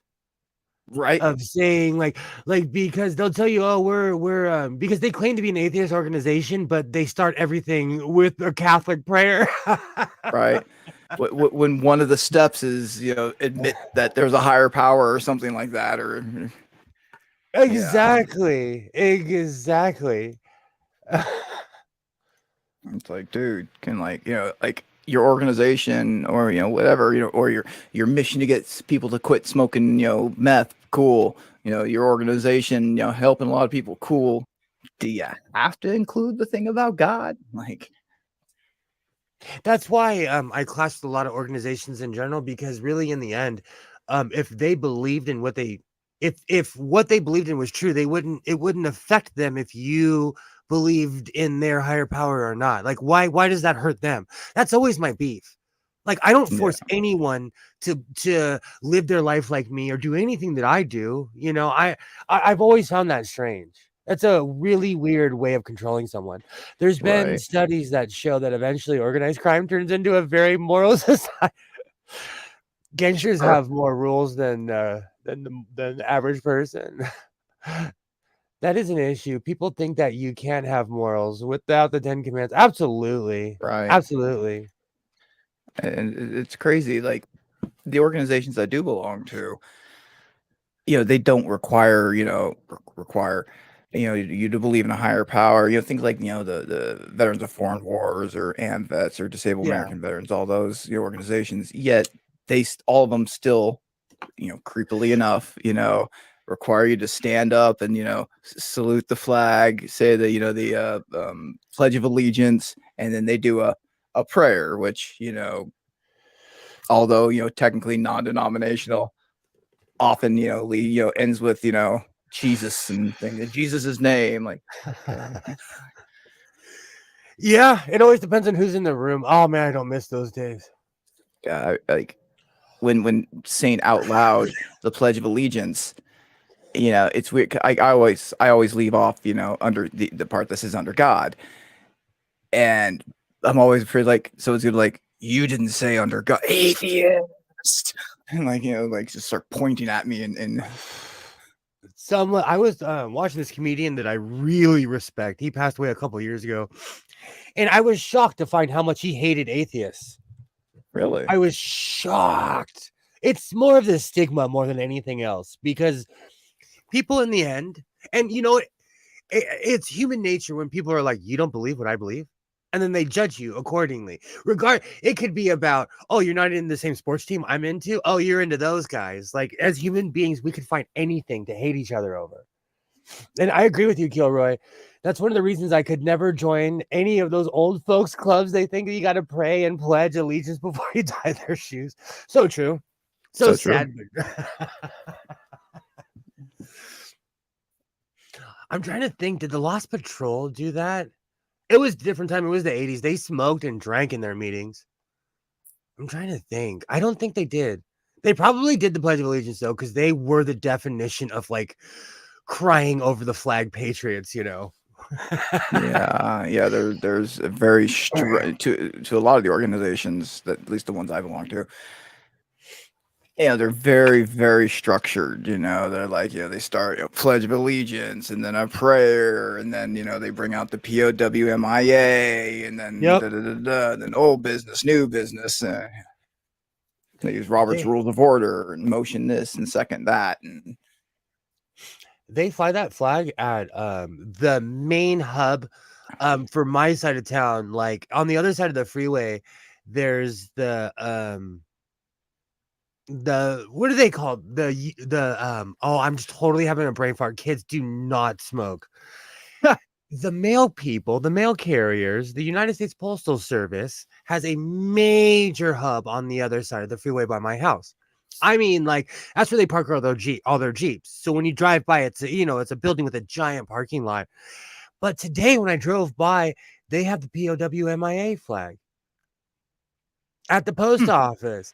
And it makes sense though, because like my father was 10 years before the Vietnam generation. He joined in 1957.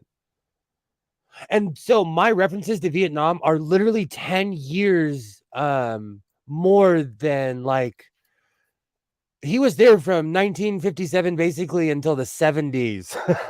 Off and on, you know. Yeah, so it was just after Korea. Yeah.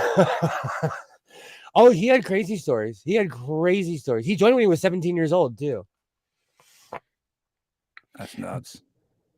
So a lot of these Vietnam guys are still around though. So my mail carrier is he's so healthy. He's a Mexican gentleman, but he is so healthy. But the other I fly a Navy flag and he's like, "You fly a Navy flag?" He was in Nam. The guy looks young. He's not. He's not. He's not. No. Well, what I'm saying is he's been a mail carrier my whole as long as I can remember. So it's a trip to me that I'm in my 40s and he's still walking around my neighborhood. You know, like I remember him when I was a grommet. Man, I have in my VFW post, we got a World War II veteran, and he was, my unit. He was an 80s. He was a paratrooper in World War II, and the Korea War, 2 Purple Hearts, and then and he was a POW in Korea. I would put money on him in a fight between him and I. Like the dude is still in great shape. Like that's crazy. I look at myself and I'm like, I'm so out of shape compared to that guy. Right. But he walks he does a 10K every day, as a mail carrier. Reagan's the one who signed the law. Oh, really? It makes sense. It makes sense. But it really struck me because I grew up around those guys. When a lot of people started flying those flags, I was like, you guys are posers. I yelled at some guy in Hollywood one time. I knew the guy, but he was wearing he bought a POW MIA shirt at Hot Topic. And I looked at him, I said, where did you get that? And I hit him up like I was in Nam. And I knew the guy, but I gave him the 10th degree and I was like, do you realize what that shirt represents? And you're just wearing it like it's a Marlboro shirt, bro. I had this one guy who was he showed up to a protest. I forget what the protest was about, but they were doing something to an American flag. It was just fun. First Amendment rights, fine. You do you, boo. But like this guy came there and he was like all pissed off, like you're desecrating the flag. You can only do this to the flag and yada yada yada. Anything besides flying in its original, is un-American. It's giving these guys a 3rd degree. Yet you look at the back of his truck, right? And he's got, the flag with the rifles going through it and the blue line. I'm like, dude, that's pretty desecrating the flag too, right, bro? Like, and for any of you, if anyone is a Blue Lives Matter kind of person, or if they're into the Punisher, just know that the Punisher hated cops. And the Punisher, if the Punisher was a real person, he'd be rolling in his grave knowing that the cops are using him as their symbol. I wear Punisher. He was a vigilante. He was anti-cop. He was anti everything. It makes me laugh. Oh, I tell all my cop neighbors that I'm like, do you realize? But they stopped doing that around here because it got considered like being a white power symbol. Was his family member missing or something? I'm slow on the chat today. I'm slow on my caller too. That's why I did all my sewing earlier, because I know I get no sewing done while I'm sitting here. I get more smoking done. Agent Orange is Roundup. The difference is they removed the 1,4-dioxin properly these days. Speaking of dioxin, did you know that Skittles are soon to be illegal in the state of California? I heard that. Because of was it because of the red dye or something, or was it? There's a chemical that rhymes with dioxin. I watched a video. Rebecca Watson. I've been watching her for a long time. I love Rebecca Watson. And long story short, She breaks it down much better than I ever could. But there's a chemical, and just so we're clear, Skittles are illegal in Europe. All of Europe, they're illegal. In Ireland, our Subway, the bread is not considered, they can't call it bread. It has to be called like I forgot. Like our food does not It's damn jive. near cake. Yeah, There's so much sugar in it. Yeah. Well, it's considered a candy because we put salt and sugar in everything, and we put weird chemicals in everything. In America, we are pre-embalmed. Yeah. We eat a lot of stuff that literally waxes our insides. And yeah, I just got back from a conference. Well, last week I was in a conference about I don't know if you've heard about the new PAC Act, also known as like the burn pit registry and everything for vets. Mm-mm. Well, essentially, it's legislation that they passed that covers a whole bunch of presumptive conditions for vets, my generation vets who inhaled a bunch of nasty stuff from the burn pits. Like, if something didn't work, we would just burn it. Uniforms, Humvees, batteries. It was nasty stuff we were inhaling. But besides that, it added a bunch of stuff for Vietnam vets as well. One of the big things was a presumptive condition of hypertension, which is a big thing with the vets. But one of the things that surprised me the most about it was the legislation expanded the areas of operations of our use of Agent Orange to include like places like the Virgin Islands, Guam, and Wow. Cambodia. Like, we don't. That was one of the first time we actually admit to having, doing stuff in Cambodia. We weren't supposed to be there in Vietnam. And I was about to say he's dead, so I can tell the truth. My dad told me that if anyone ever came up to me and they were in their 50s or younger and they were from Cambodia or Laos and half black, to believe them. He told me. He was there off and on for years. He told me. He was such a legend. He grabbed me and he would always say crazy things, but the look in his eye, he was serious. He was like, "You believe them?" Okay, I'm leaving this comment up because Butterfly, I have gone on your channel and I'm thinking about switching my diet because I am giving myself diabetes. And I'm not into the whole keto thing. Keto. I just can't speak English. But I definitely need a new diet, but I have to tell you, I'm an American. I'm addicted to sugar. I eat cornbread. I eat I eat rice and beans with lard. Like I have a terrible diet. I still fry bacon on a pan. I am the definition of unhealthy. And Water and your cake that espresso cake sounds delicious. Absolutely delicious. I believe Okinawa is also covered. Skits, what about Okinawa? I believe Okinawa and the surrounding islands also were covered in the PAC Act. That's crazy, Water. You found a half sister. My father admitted, like, my father would openly talk about how he lived in the 70s in the free love era. Okay, apparently Okinawa during the 80s and 70s, the 70s and 80s, apparently they used Agent Orange in Okinawa. Those burn pits are insane. A decent air blower pumping a heap. That's insane. With my luck, those DNA tests would find me a relative on the moon. You know what? Because of my father's ancestry, I just assume that I am related to every other African American person from Clinton, South Carolina, all the way down to Florida. Well, more Georgia, but Florida, they're close. No, I'm Georgia. serious. I need to change my diet. Like I truly think I'm giving myself diabetes, even though I'm skinny. Like I truly think I'm giving myself diet because I eat like an emancipated 13-year-old. So I always have you'll see me with like drink mixes and things like that, blue, red stuff, because I can't drink sodas because that's the sugar. Sugar is what kills me. And these are all sugar-free drink mixes. I'm addicted to sugar, and I'm mad enough to admit it. If you saw what I put in my coffee, you would call the police. 5150, this man. Yeah. She was from before my parents' marriage. He didn't know about her. That's crazy. Oh, she didn't know. That's crazy. Yeah.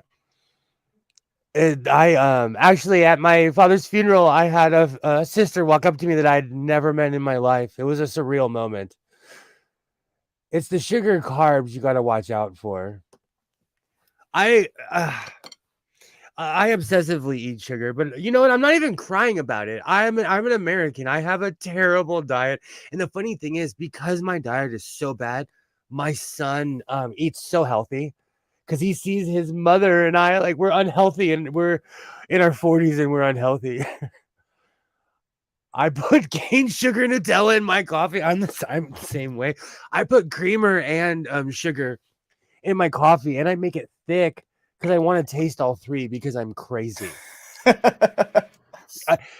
I love it when people are like, "Oh, can I take a sip of your coffee?" I'm like, "At your own risk, bro. At your own risk." Godless drinks his coffee with a fork. Do you know? I think it's one of the reasons I can sit here and smoke all these J's is because I'm so hyped up off the coffee. Yeah, I'm weird about my coffee. I drink my coffee blacker than my soul. Oh, those look awesome. Oh, those look awesome. And they're 5 calories or something like that versus, ridiculous amounts. I'm all about being ridiculous. Hey, if anyone wants to hop in, let me know. I'll throw the link in the chat if anyone wants to hop in. Fortunately, people also think I'm always drinking freaking Windex. You know, that reminded me of the big fat Greek wedding. The father swore that Windex was a cure for everything. I like that too. And which goes back to what I was saying yesterday about how in certain parts of Missouri, the average age is 45 years old because the American diet will put you out. When we sent, people laugh about NAFTA, but when we sent Burger King, Taco Bell, and everything down to Mexico, they super succeeded us for the fattest country in the world within 10 years because they had their food and our food. Well, what was there's the story about how our quintessential breakfast, the bacon and eggs and potatoes and sausage and why is that our breakfast, and I guess it was the pork or some industry was like, all right, they went and hired a bunch of doctors. This is, when you could, when you could hire, scientists and things like that, just like you, and they're like, all right, so would you say it's better to eat in the morning or not eat in the morning? And they're like, well, it's better if you eat something in the morning. Therefore, and then they extrapolate from there that you need to eat a huge breakfast high in fats and and from there on, that's how we've had our breakfast. From there on, they advertised it, and it just became our way of life. I eat so heavy in the morning, people would be shocked that I'm not like 500 pounds. I eat English breakfast. I have to. I eat breakfast typically once a week, and I have a veterans breakfast group that I do on Fridays, and that's the only time I can eat in the morning. Otherwise, it's just coffee. I'm the same. Coffee brings me. Coffee keeps me out of jail. Fair. Because when I wake up, I'm literally like, what are those in Harry Potter? The Reapers? Those things. I'm literally like, don't look at it. Don't look at him. Don't look at him. My Big Fat Greek Wedding was an amazing movie. I met my cousin that I never knew about at my grandmother's funeral. See, Mark, no. It was weird because she walked up to me and she looked like, I couldn't deny it because she looked like my dad. She had his face. And I was like, oh, yeah, we're related. You don't even we don't even need a test, bro. We don't even need a test. You are his twin. I think high fructose corn syrup is worse than sugar. That's what's in all of our food, though. See, like if you go overseas, a can of Pepsi, we have the same amount of sugar in one can of Pepsi as to a 1 liter in Australia. So our can of Pepsi has the same amount of sugar as 1 liter in Australia.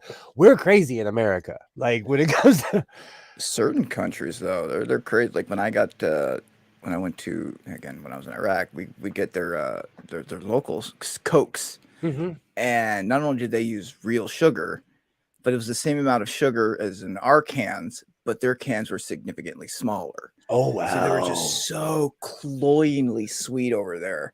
Oh I was wow. like, Now you're making me crave a Mexican Coke. They very make them similar with to Mexican Cokes. I'm addicted to those. Like, I have to stop myself sometimes from buying the case at the grocery store because I'm like, no, I'm a grown adult. I can like my kids' teeth are gonna rot out. Especially around Christmas time, and you get the Christmas bottles with the polar bear on it. I'm like, Corn syrup is the devil because it's so cheap they can use it as a filler and everything. It's true. It's true. My son has become a label reader, and he's like, "What's glucose?" Blah blah blah. I'm like, "High fructose corn syrup." He's like, "What's sulfate?" High fructose corn syrup. Like, we put it in everything. We do. Everyone is different. Some do well with breakfast, others don't. I get hypoglycemic. I'm like Eddie Murphy running around like a crazy person. Like I'm like Richard Pryor with his hair on fire. I need breakfast. I eat coffee for breakfast. Do you know what my new thing is? If I'm in a pinch, I buy giant muffins from the store. So I'll eat a like giant muffin in the car. the Otis Spunkmeyer. Oh yeah. Big, yeah. And Isaiah, like, he's good for the chocolate ones. So I can buy the variety because we get, when I buy food, I don't want it to go to waste. So, like, if he's not going to eat it, I'm not going to buy a bunch of it,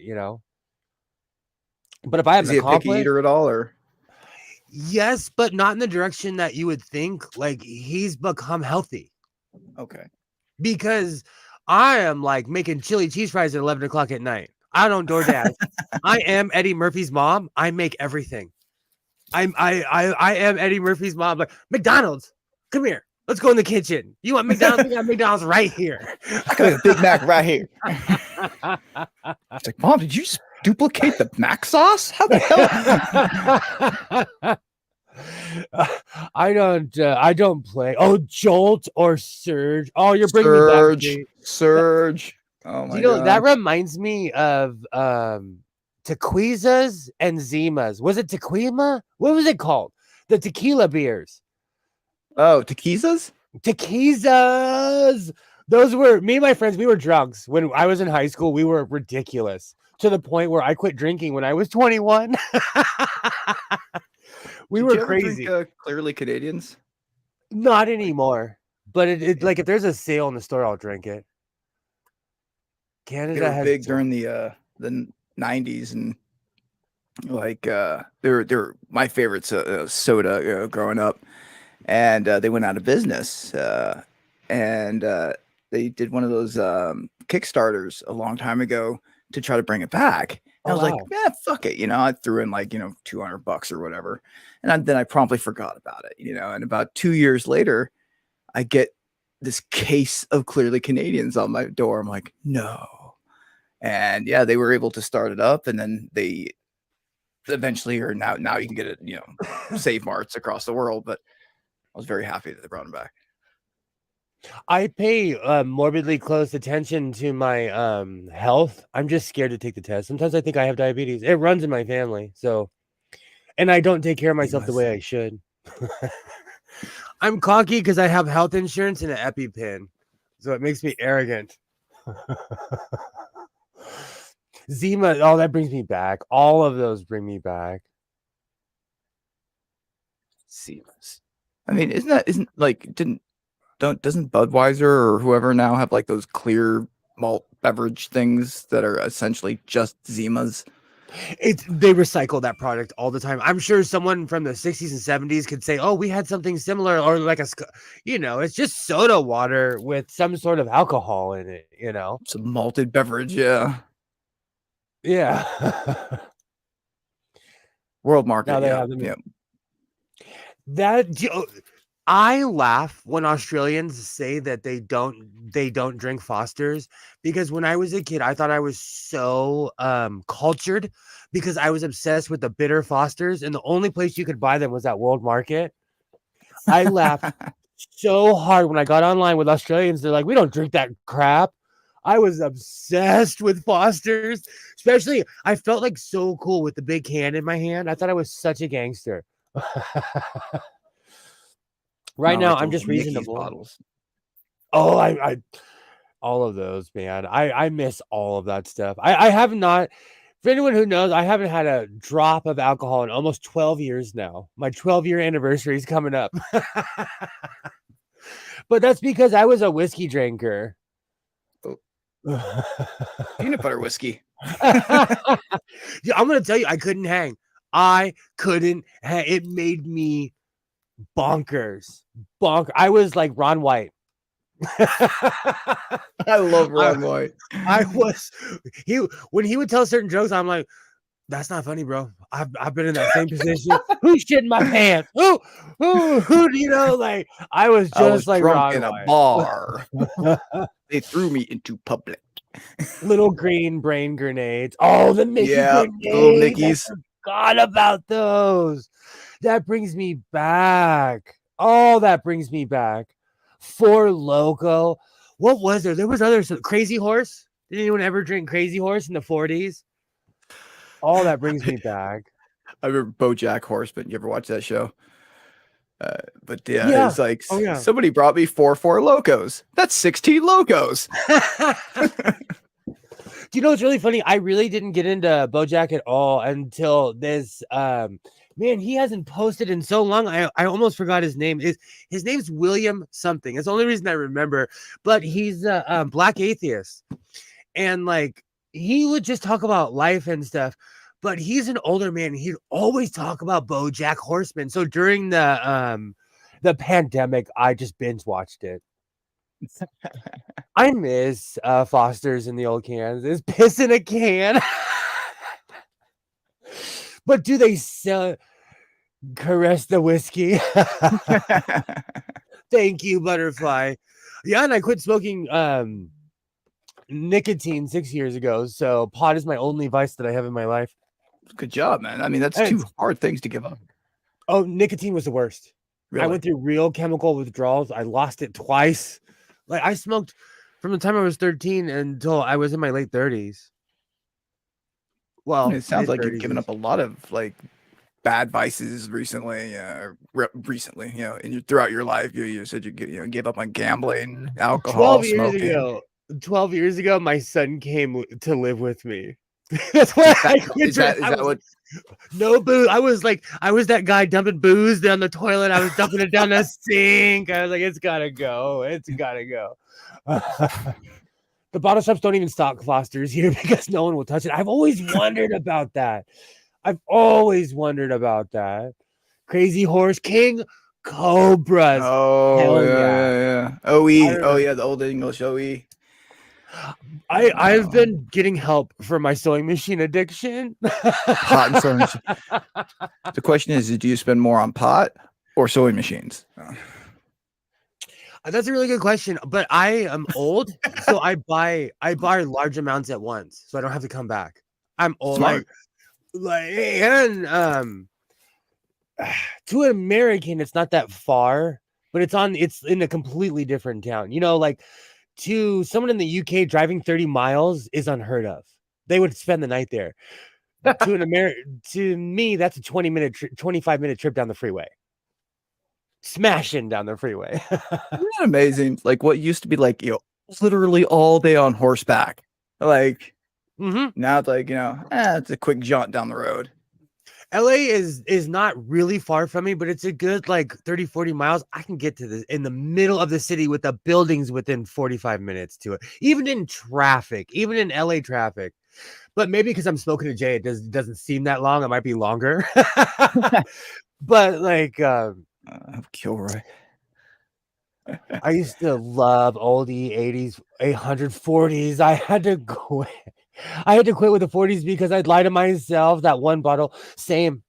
Did you ever play like Edward's 40s hands? Where like you tape 2 40s to your hands and you have to finish both of them before you can untape your hands. No, but I was a beer bonger because I grew up in the suburbs.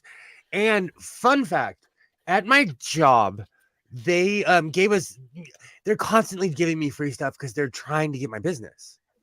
Makes sense. And my dad was like Stonewall Jackson. I was like, no, you want to give me free stuff? I'd sit on my throne, like, I'll allow it. You want to give me free stuff? I'll take it.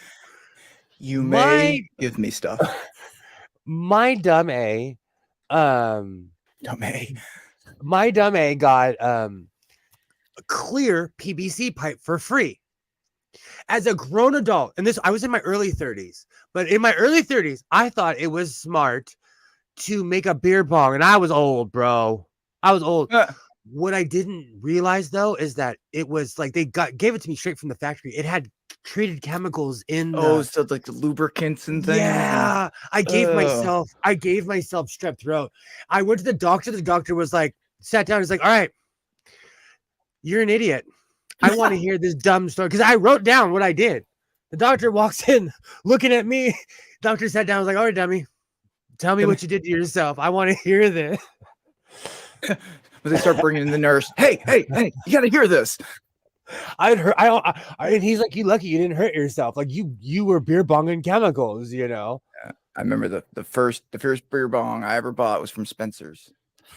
Oh wow! I still have a bunch of stuff from Spencer's, T-shirts, all kinds. People do like to fool themselves. Absolutely. I had a friend 20 minutes away tried to convince me to stay the night, but by the time they got to the couch, they made up and found me some PJs. I could be home. So true.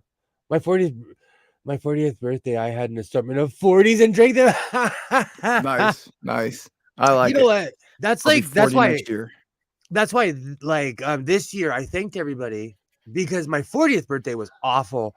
But my ex-wife came through with the clutch. She gave me a blunt that was this big and a 40 for my 40th. Like she's like, here, bro, you're having a terrible day. And I think that thing was a bone. That thing was a bone. I just realized I'm going to be 40 in less than 2 months. Welcome to the dark side. We have cookies. We have plenty of seats. I've been 40 for a while. It's okay. I've only had one midlife crisis. And yesterday, over 300 Vagos called me sir. I'm not over it. I am not over it. I'm not over it, dude. I'm the elder now. I am the elder. Godless elder. Where's my black vest? I swore that was gonna get me in trouble, and they were giving me high fives, and they were like, "Oh, you know, you're elder." Oh, yeah. We still need to see the pockets that you sewed. Oh, I do. I know. I'm gonna grab it in a second. I haven't ironed it yet. I still love your patch though. Fuck you, I got enough friends. That is actually one hell of a story, and it's one of my favorite sayings. Like, F you, I have enough friends, because people front and they'll hold themselves hostage. Like, if you are willing, if you're an open person, you can hang out with anybody. It doesn't matter what their way of life is, who they are. But people are so sectarian nowadays. I feel like I have to come with a disclaimer. I feel like I have to. Like, I will love you. I will be so nice, but like, your F-ups are not my emergencies. And my F-ups are not your emergencies, you know? Man, that is 1960s Navy right there. I'm quoting my pops. We can make cookies. And 40 is beautiful. All my over 40s. And you know what? I'm gonna say this. To all the over 40s, you all look beautiful, and none of you look your age. None of you. You're all beautiful. I always get that when I shave, and people are like, well, you don't look your age. And I'm like, thank you. You're nearsighted, but thank you so much. Thank you. I absolutely I love that. You know, my gray hair, like my beard is super gray. But when I shave, people are shocked when I tell them my age. But I really don't get carded for much anymore. So when I do, I'm like, thank you so much. Here's my ID. I'm super talky though. So I always tell people when they card me, I'm like, all right, I'll show you my ID, but I guarantee you I'm older than you. And every single person, they put their head down, they're like, yes. I look like a cartoon. See, yeah, 40s treated you well. Smooth. Look how smooth your skin is. I attribute mine to cocoa butter and stress. That's why.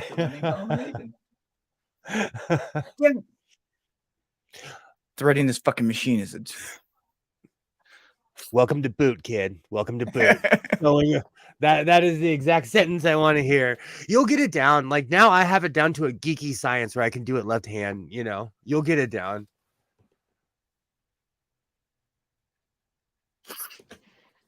Absolutely. Same. I take after my dad. He looked way younger than he was too. Mine did.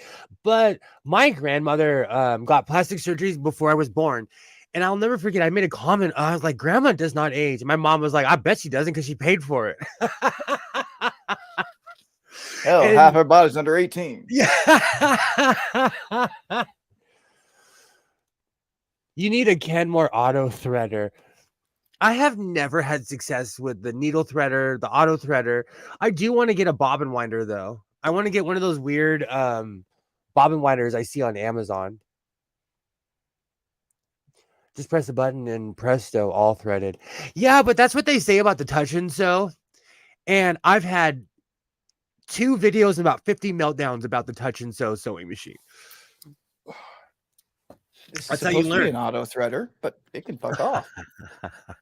I do it by hand. I still thread needle by hand. I think that's about what I'm gonna have to do because I'm about to punch this thing in its non-existent face. I want the Sidewinder bobbin winder. Do you know what saved me? I have these Dritz carriers. I use these for everything on my machine because it doesn't get bunched up in the back. Have a great night, Butterfly. Thank you for coming through. It was great seeing you as always. I will have a video out soon with that jacket finished.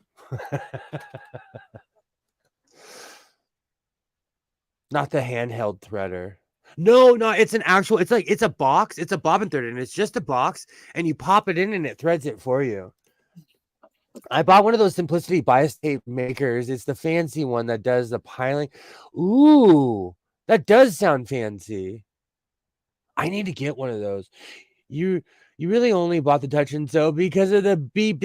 No, that's the Futura. And yes, when I saw And that, yes, Gilroy, when I saw that, I'm such a geek. I'm like, oh, it's the one in the commercial. And I grabbed it. I was like, oh, no one can have this one. Like,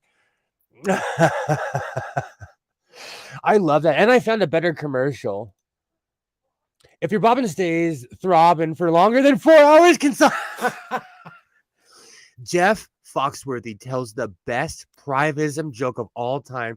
He said that if he took a Viagra and he had a hearty for more than 4 hours, when he went to the hospital, he'd be wearing a robe. And when they asked him, what's the problem? He'd flash him like, this is the problem.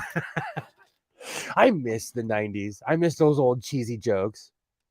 Have a great night, Butterfly. The handheld Kenmore threader works for me. Young Mr. Sewing is in there screaming again. But for anyone who was here a week or two ago, that was that on this stream or was that on Phoenix's stream? I did block that creepy person from Isaiah's Oculus. Oh, what happened? There one day, the Oculus is loud as hell, and I'm in the hallway, and I hear this voice say, "Oh, I sound like a kid, but I'm really 37 years old." Creepy. But they sounded, and as someone who has a high voice, I do not judge people at all because I have a crazy voice, but my voice is for a reason. I know why my voice is high. So when, and so I don't necessarily judge someone just because their voice is funny. Like, I know how it is to not sound how you look. I get it. But this person just seemed creepy to me. And so I blocked him and he didn't say anything. I'm an overprotective parent, especially in the digital world. Like, people are such creeps. You really don't get cheesy or unique comedians anymore. Everybody else wants to be George Carlin. I agree. I've been watching. I watched a Tootie Fields special, and this is on YouTube.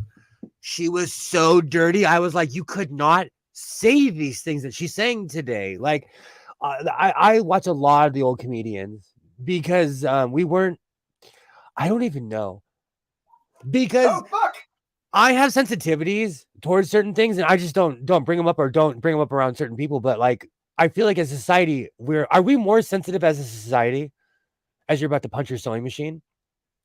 Just like the needle went down, got stuck, and then it yelled at me. Oh, that sounds like you're gonna have to take the whole thing out.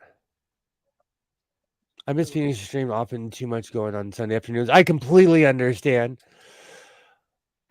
I've seen those. I wouldn't mind one of those myself. I gotta check that out. Trees. Richard Pryor has a channel on YouTube. It's called Richard Pryor's Playhouse. It's one of his shows that he had, and it's hilarious. And it's strange to see everybody young. Like, I've seen Willie Nelson in person, and I saw him like, gosh, it's been a while now. I have to go get my t-shirt. It has the exact date on it. But it was like 10 years ago, and he looked like the Willie Nelson we all know. But he's in he's in Richard Pryor's Playhouse, and everyone's young. And there's this skit with Robin Williams of Wino, and they look great. They just all look young. And everybody was on Yayo, so everybody was nice and skinny.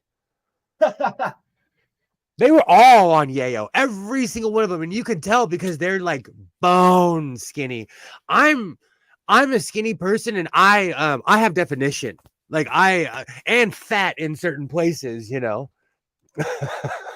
But when somebody's like on the sniffy diet, you can tell how skinny, they're that unnatural skinny.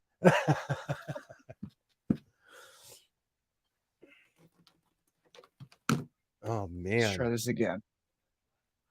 Maybe he has the Oculus turned all the way up, because I can hear another kid talking.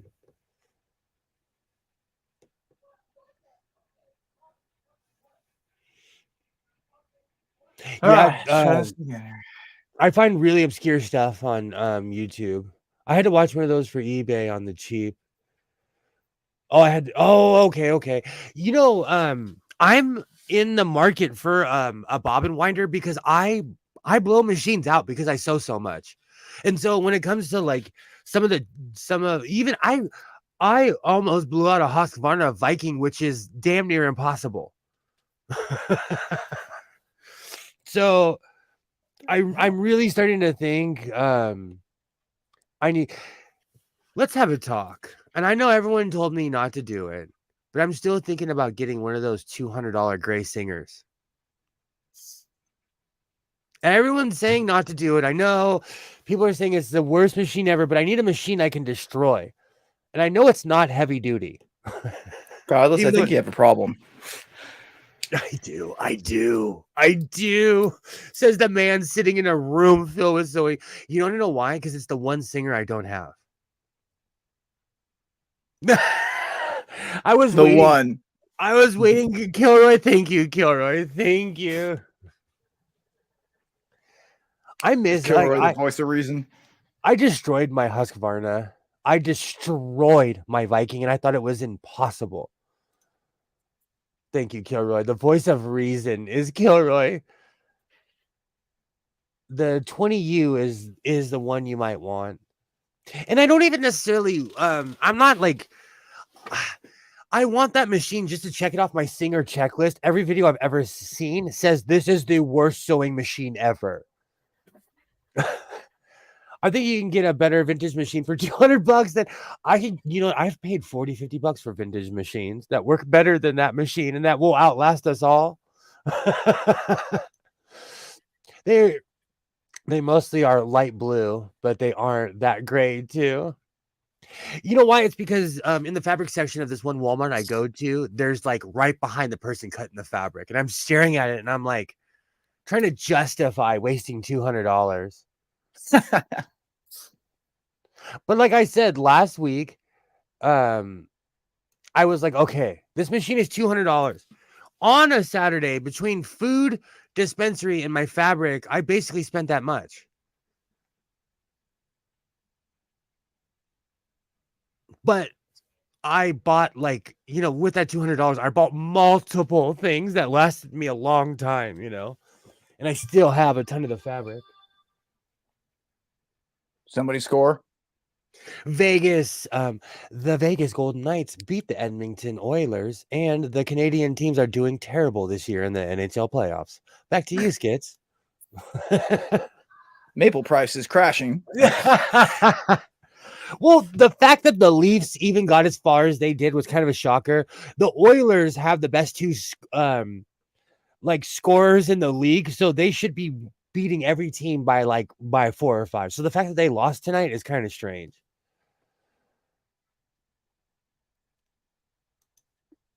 You spent that much, but you came in with food, dispensary, and fabric instead of a piece of junk. And I mean, I had a ton of fabric. I mean, like yards and yards, and I could have made a parachute with as much fabric as I ended up with because I bargain hunt. And I don't look like it, but I'm really good at math. And so I'm no joke when it comes to sales. Like I am no joke. And I will sit there and count on my fingers if I have to. Like, wait a minute. You're saying 30% off, and last week this was this price. I'm really good at word problems. I'm serious. Like that's one thing you can't get me on because I was raised by a miser. I check sales and I check to see what the original price was. Because most of the time, like on Black Fridays, what they'll do is they'll mark something up, then they'll say, we're gonna give you 30% off. Then they give you the price back to where it was originally. Okay, explain this one to me, Godless. Hold on here. So I just That's funny. so the front stitch, right? It doesn't look necessarily terrible. Tension. Is that what it is? Tension and timing. What's your tension setting at right now on your thing? Is it at 0? I don't know. Do you have there should be a tension with numbers on it. Thing 5. You're on a 5? I guess. Loosen it up. Okay, take everything out, rethread it, look in your bobbin case, give it a good blow. And this is the Godless Sewing Channel, so save your innuendos. We all know. I know it sounds super gay, but it's just blowing into a sewing machine.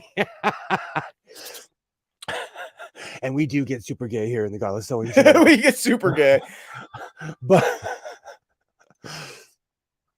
are your feed dogs down? That's a very good point as well. But you're with something like that, check your when was the last time you cleaned your machine? The tension spring on the bobbin shuttle has fluff under the little tension spring. Thank you. That's exactly what I was about to get to. You have to clean it out. Because sewing machines are precision instruments. And if something's off, it's a disaster.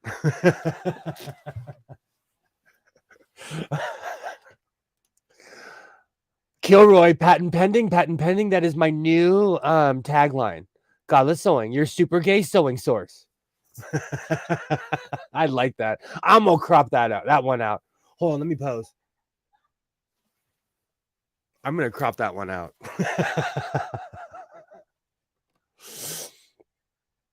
That's why yesterday when I was sitting there with all those bikers, I was like, only if they knew. Only if these kids knew. They are saluting to someone that they probably don't even like. Oh, that was glorious. That was a glorious day for a Klingon. That was absolutely glorious. Even though it made me feel old, I felt like old Worf. I am Worf. I am officially Worf. Officially. No. I am so old that I was sad that I didn't get into a fight, that I got a bunch of hugs and high fives. Maybe I Don't have. get napped up to get in a fight. Like, oh. No, where I'm from, reputation is everything, you know. And like these guys, they it's just respect is a weird thing. It was just super weird. When you are who you say you are, you can travel around anywhere. You're like the not Klingons from the orb. Do you know what's really funny? Because I'm such a purist, I was obsessed with Star Trek Discovery, and because it came out at the same time as the Orville, I have only seen one episode of Orville. I've never seen the Orville before. Huh. Is that the one that was made by the same guy who did like Family Guy and all that? Yeah. They're still on, and like a bunch of the actors were in Star Trek Deep Space Nine, you know, like my people are on that show. Peeps. I was thinking about because I'm old, I was thinking about buying a box set and just binging it. I own every Stargate that was ever made, even the crummy ones that they came out, the prequels that they came out recently, which were just terrible. Corin Nemec, I'm looking at you. You need to put Stargate down. You need to back away, sir. Just because you have the money doesn't mean you should do it. And is it Beyond Trek?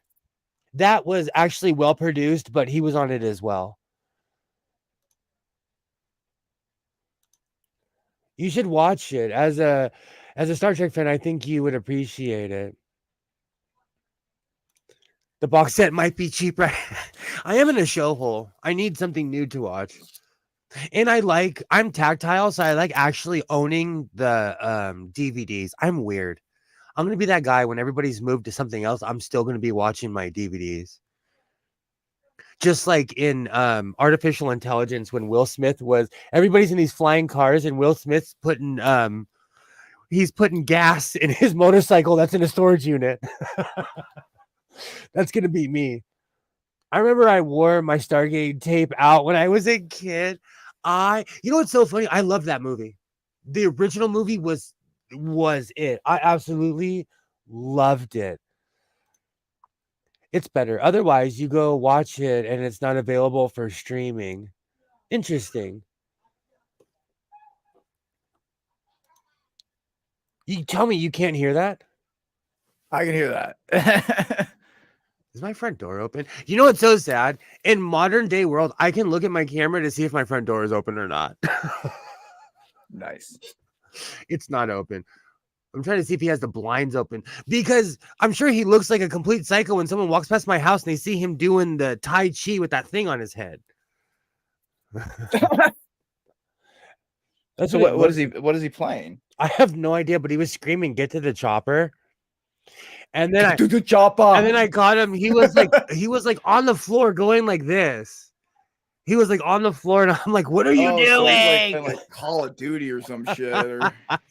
It's whatever he's doing. It's intense, and he probably like his entire generation will probably need therapy because of it. Yeah. Back in my day, we actually had to go to war to get PTSD. Yeah. No joke. Okay, so I don't know which Call of Duty or what game it was, but they were in Costa Rica. It looks real to me. I don't know what game it was. They were in some game my son has. They're like in Costa Rica. I'm like, this is real. And they're like shooting through the hotel rooms, and like it's real. And the GTA map is LA. Like whichever one is the I don't know what to call it, Los Santos. I have no idea. I'm old. My son plays it. That is LA. It trips me out. I can't even look sometimes. Or we'll turn a corner and Isaiah will say like, this looks like GTA, and I'm like, GTA copied this. I've watched too many heist movies. Unless someone has looped the footage in order to come and to steal your future. Bring it. Bring it. Do you know if someone came into my house if they walked in my garage to steal something, I would catch them because they would have that moment of they wouldn't know what to grab. You'd have to literally like lure me away to steal from me. So it's getting better. I found out that for some reason when I was threading, I completely missed the tension rod. That'll do it too. See, I'm telling you, it's always in like with the precision machine like that. It's always something. I agree with you, Kilroy. That's why I don't play a lot of them. I've been in real life situations. Some of those are real. Some of those are like whoa, that's a little too real. Like Skits, were you here for my gunshot story? I heard a gunshot today. When I was coming back from my fabricant dispensary, I felt the shot. I felt the concussive force and everything.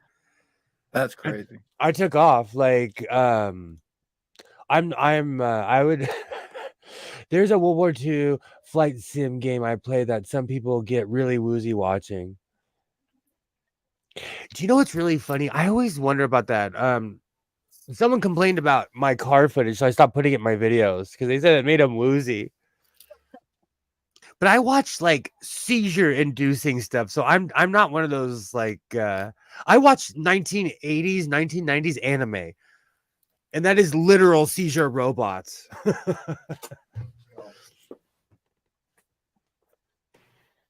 So Sketchcrafter is not so calmly threading his sewing machine. I feel like Not a golf so calmly. commentator. He's only cursed the Practicing machine on- out twice. But in the world of sewing, if it's not failure, then you're not sewing. If you don't hate yourself, then you are not a sewist.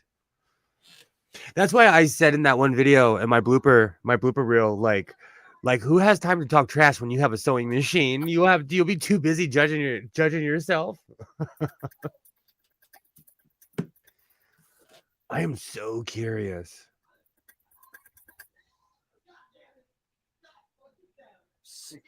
At least he's having fun.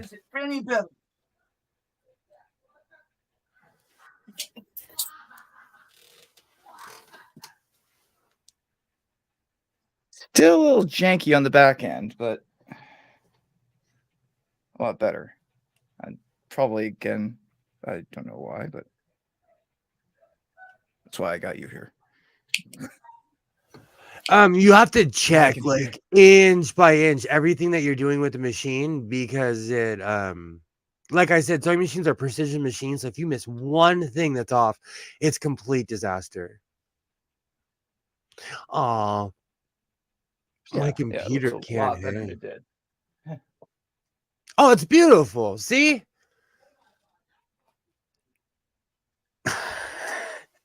That's perfect. You know, it's so funny.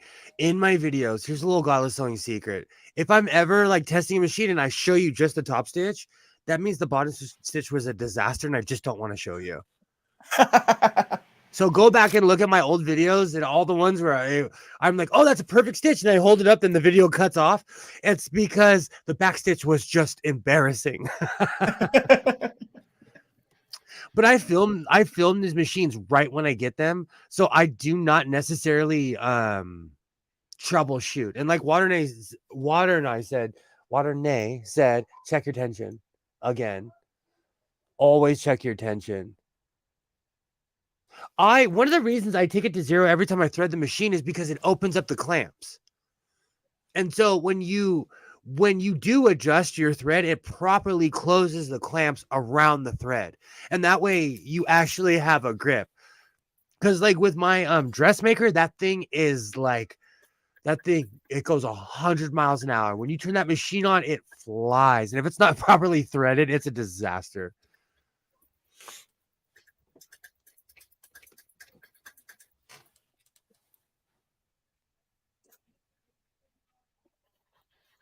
Oh my gosh. Twitter is the biggest thirst trap on planet Earth.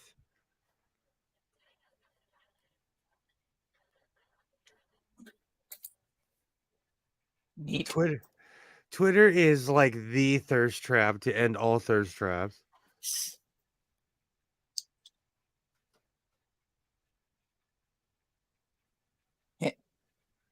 I can't watch stitches. that. Oh, that's perfect. The back is probably again. Oh, that's absolutely perfect. All right.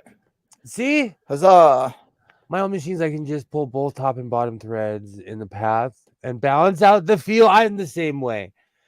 But not everybody is Jedi like you and I, Alibaba. You know, you gotta be a Padawan. You know, has There we someone go. slid into your DMs? I don't know why people think people freely slide in my DMs. I get more D pics than a doctor. Hey, what does this look like?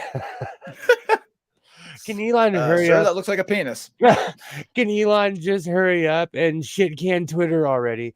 Twitter has turned in Twitter, and that's the thing. Like, Twitter they were pretty good on blocking out a lot of stuff. Man, I see the most awful videos on Twitter now. I saw knife fights. Like, man, they're showing what's really happening in the UK right now. All of you heard of the latest craziness on YouTube? The cat blender guy. No, what's that?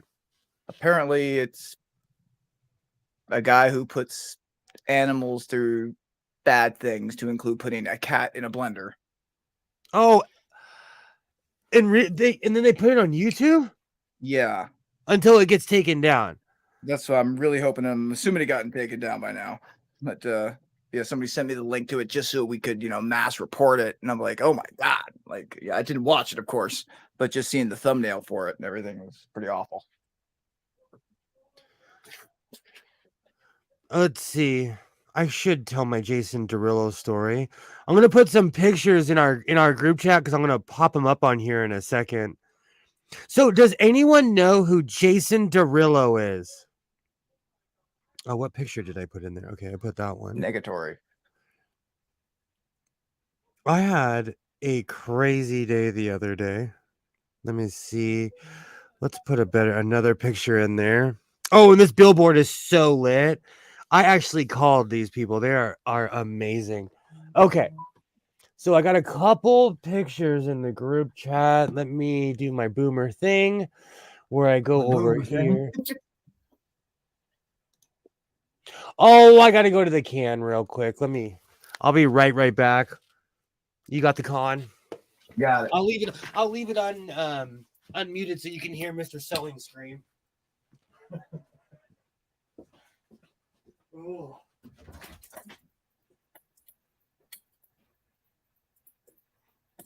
All right. This is not working as well as I thought it would.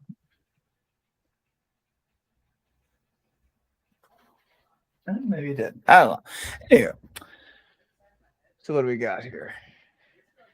Maybe convert skits to a treat. Oh, is that the what you call it? Skits. What's wrong with the machine? I think it's just something to do with tension. It's just not sewing up tight, I guess. I don't know, on the back end. It's also, I think my needle might be a little bent, to be honest. I don't know if they're supposed to have if they're supposed to be straight up, or if there's supposed to be a little curve to it. But yeah, it's very possible my needle might be a little curvy. Maybe we can convert skits into a treadle. He lives close enough where I can give him one. Don't send me those to my needle straight up broke.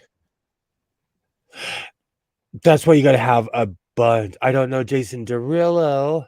Yes. Where were you doing with Jason Derulo? I'm going to show pictures in a second. Skits, what's wrong with the machine?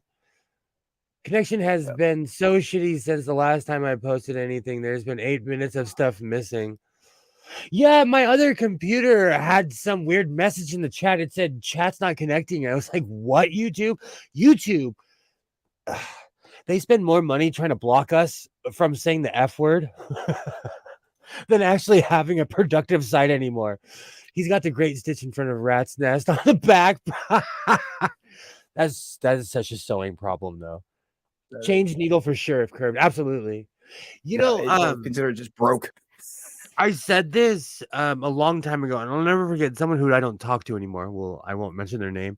I said you have to replace the needle after every project, and they looked at me and they're like, "Are you serious?" Yeah, you're supposed to. That's what it says in the book. Maybe they're trying to sell needles, maybe they're not. You know, but I get to learn how to replace a needle. oh, take it out, put her back in, make sure it's in the exact same position.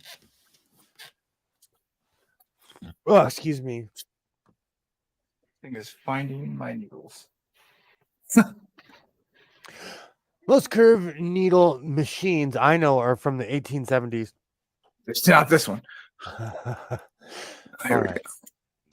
So This is probably where my needles are. Oh, I have a Twitter photo. Here we go. That is such a goofy photo. Is that a needle? Looks like a stick of gum. All right, so I'm gonna let me do my boomer thing. Is that Boomer it? thing. There we go. Share screen. There's the needle. Oh, it doesn't look too hard to replace.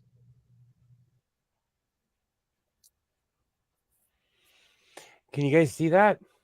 There we go. Oh, so, yeah. He honestly, I had no idea who he was, and the people kept on I have to click fast because my Twitter's way indecent. My Twitter's for over 40s. But look, I'm gonna go back to this. Look at how huge that light is. Can you guys see that? How humongous. Can you see that? That light was so annoying. But I guess when you live your life in the social media world, like you have to walk around with a giant, annoying fluorescent light. But people were like fawning over this guy. I honestly had no idea who he was, but we dress very similar. And this always makes me laugh every time I see it. Guns and dope, don't lose hope. Love it. Those are all over Los Angeles. Guns and dope, don't lose hope. Thank you. I was like, first off, I liked his jacket. And my first thought was like, oh, bro, like I should give you my number. Like, I'll sell you a gang of jackets. I got a ton. You like that style? I got a ton that look like that. We're the same size. And that's another thing. Because I went in the car and I Googled him. He looks buff. He looks ripped in his pictures. We are the same size. And spoiler, I'm 5'9". So he's probably 5'10", but he was wearing Shatner's. I have so many needles for so many same. I collect sewing needles. It's a bad habit. If I saw somebody carrying that light around, I would break it. No, he had some real goons with him. He had some like real, like you could tell those dudes. You know, not only were they like bodyguards, but you could tell they were strapped. Like he had some real dudes with him. That's like the size of a 6-foot fluoro tube. That's what I thought. I'm like, is this guy walking around with a baluster in his hand? It tripped me out. Like I'm looking at my fluorescent tubes that don't work above my head. Well, I cut the cord because I have so many different lights in here, and those. But anyways, yeah, he was walking around annoying style with that thing, which leads me to a question. Modern day fame is kind of annoying because you have to keep up with it all the time. So this individual has to constantly post, has to constantly stay relevant. So they're walking around with a light the size of the sun. It's incredible. Cries for attention are weird to me because I'm one of those people who wants to be left alone in society. I believe true peace is leaving people alone. I have really weird habits. I like to go to Joann's and sit on the floor and go through different patterns that I don't have, which aren't too many. So I literally have to sit there. I got some LED replacements for my hazard desk lamp with fluorescent tubes, but you're not walking around with it though. You know what? You don't It know ju- me. It just tripped me true. It just tripped me out that Jason Derulo, like I thought of him as famous, and like it just he seemed really thirsty. It just like because of where I live. Keep in mind, like I used to work in Hollywood. I worked in the food industry. This is 20 something years ago. So I saw all kinds of famous people. No one ever walked around saying, "Do you know who I am?" I met Richard Dreyfuss. He was so humble and so nice. I could sit here all day and name people I met. He just seemed a little. They're gonna lose their fame anyways. Eventually, people just get tired of seeing your face. That's what I'm saying. That's what I'm saying. Like, uh, that's what I'm saying. Like, fame is so fleeting. In my neighborhood, I have a good friend. I absolutely love this man. He's such a good man. He's a commercial actor, and he's in a bunch of commercials. He's African American, and in the commercials, he looks so tall. He's 5'7" in real life, but like on TV, he's famous, and he lives in my neighborhood. Fame is fleeting. It's not what people think it is. I mean, if you don't like those ones in your ceiling, maybe he was incomplete and didn't know how to turn it back off. But famous, I don't know, maybe I'm cynical because I'm from LA. I went to high school with people that were semi-famous. Like it's same fame is so fleeting to me that it just I don't know. I don't know.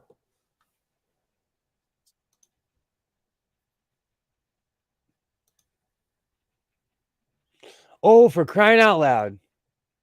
Maybe he was incompetent. Yeah. But like I see like okay, I met Suge Knight. Let me tell you, Suge Knight did not need an introduction. He didn't have to tell you I'm Suge Knight. He was the nicest man on earth. But when you're like 6'7", you have no natural enemy. You have no natural predators. He had to have been like 6'6", 6'7", 300 something pounds. He was a lion. He's monster of a human being. But he was the nicest man on earth because he didn't have to be mean to any of us because he knew he could flick and we'd fly across the room,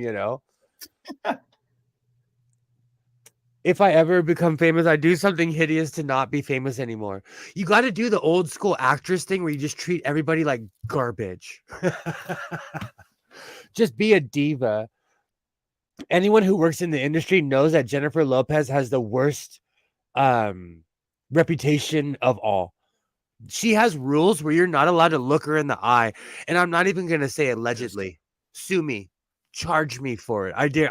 I will put my reputation on that because I knew someone that worked for her. And they made him look at the floor when she walked in the room. That's fucked. It made me not ever. And I found this out when I was in my 20s. And so I have not respected her since then. And he sent him on a quest looking for Hawaiian water in LA, which is harder than you think. And like he was like scared because he couldn't find it and he almost quit his job and everything. It was bad. If I were in the entertainment industry, I would want to be one of those who is successful but not famous. I agree. There is see that's the difference. Like I know quite a few people are famous. There is somebody I see all the time. He's from this movie called People from Under the Stairs. I know he works at like Costco or something. And I'm not shaming. I'm just saying like he was in a movie I've seen a gajillion times, But he's would you consider him famous, but he's not rich. Maybe it's a reaction to being oogled all the time. Do you know, back in the day when my pops would see like tabloids, he would always say, I'm so happy I'm a middle-class nobody. What he was really saying is, I'm glad no one cares about all the dirty stuff I've done in my life. Could you imagine skits if like you walked in the grocery store and something you did 20 years ago was on the papers? For real, right? Like, hell, I'm glad that I did most of the stupid shit that I'm embarrassed about before, everybody was walking around with a cell phone camera and could post it online. Same.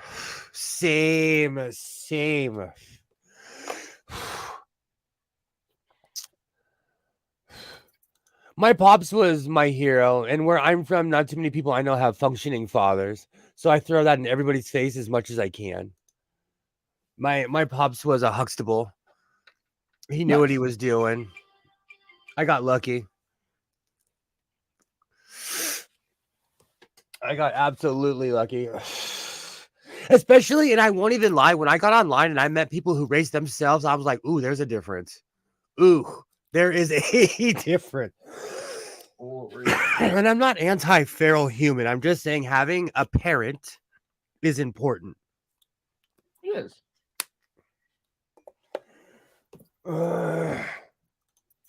People talked about Justin Bieber being such a nightmare a few years ago. I said, what were you, like 18? You wouldn't want that in public. Okay, I agree with you, but he got away with murdering someone about 20 minutes from my house in a Ferrari. He hit a paparazzi and got away with it. The paparazzi shouldn't have been standing on the freeway. They were stalking him and he paid for it. But like, Justin Bieber is in the same boat of Caitlyn Jenner, where if you're famous, you can literally get away with offing someone here. People like to forget how much of an idiot. I look back at my youth and I am like, I'm lucky I'm alive. That's why every year before my birthday, I post, I'm still here on Facebook. Because I have a bunch of hate watchers on Facebook that are like, this guy's still alive? Oh my goodness, haven't heard about that one. Oh yeah. And then like they claimed it was his friend and they tried to charge his friend, but his friend magically got off. Justin Bieber offed somebody and got away with it. In LA, if you have enough money, you can do anything. All right. Hold on. Set that on. Yeah, this is my first time just practicing with that and the back there. Beautiful. And, it being Velcro, whatever the hell I did with the actual thing. There's another Velcro thing. Yay! Velcro-y. And I did that. And I absolutely, it was the greatest thing I did because you have interchangeable flags. I did that. I have a hat where I change the flag out all the time. Nice. That's beautiful. So now that I'm a little confident with that I can actually do it to something I'll wear rather than just a scrap piece. Exactly. That's how you start. Huzzah! Now, but I think that was now my for last the functional test. Do you know what's really funny? I do that with my sleeves. I pull aggressively hard because I want to make sure every inch of every seam is closed.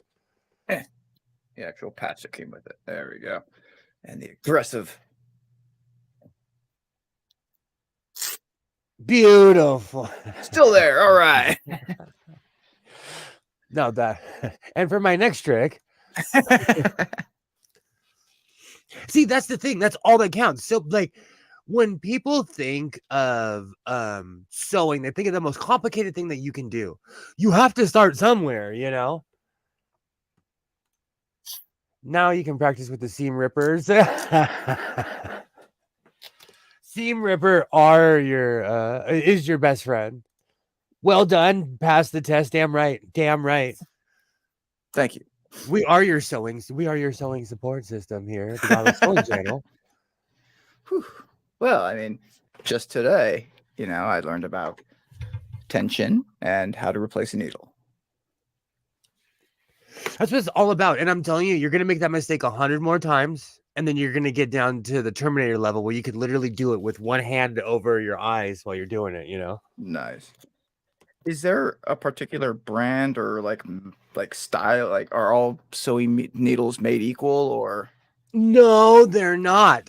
So there's the dollar store ones that will ruin your machine. You can tell by the quality of the metal. Okay. You can always tell. Um are they Schmetz? What are they called? Schmetz? Where's my thing? I use different brands. Even Singer makes a pretty good needle. This is the one that came with my machine. God, can I just stay still? There we go. Focus, damn you. Check you know, it always comes down to checking the quality. Schmetz. Yeah, it's called Schmetz. Am I saying it wrong? I bet I'm saying it wrong, but I use Schmetz for everything. And I use the leather needle because it damn near can go through anything. Oh, I use Oregon. Needles are good as well. Yeah. I think I might have a few of those. Yeah, that's laying what around. these are. Yeah. You just want to avoid the really cheap ones that look like they're painted metallic. Oh, Like, wow. yeah, you gotta avoid those ones. I bought hand sewing needles from the 99-cent store just to see what would happen, and they started shedding. They were coated metal. Wow. Schmetz is good balance between price and quality. Their leather needle, I'll swear by that thing. I use their I don't know if it's number 7. I have one in my machine right now. I use it for everything because I don't like to negotiate. I use Singer because they're half the price of Schmetz at my Walmart, and they look 90% of quality of Schmetz in my experience. Absolutely. Like, and that's another thing. I buy that's how I know the cheap ones don't work, because I bought them, because I was like, I'm not paying all this money for that. That's how I know the cheap ones do not work at all. The important thing is to have the right needle for your fabric. Absolutely. Yeah, so what is the number that's on? Like, this is number 14. Is that a diameter or is that a... It all depends on the machine, where you're putting it in, and the brand. Oh, okay. Like, each brand has their own grading system, just like sewing machines, you know.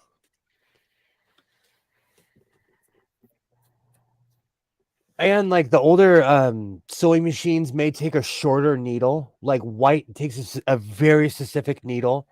But I'm talking about like my sewing machines, sorry, from the 1800s. My ones from the 1950s, they take a shorter needle. It just depends on what machine you're using.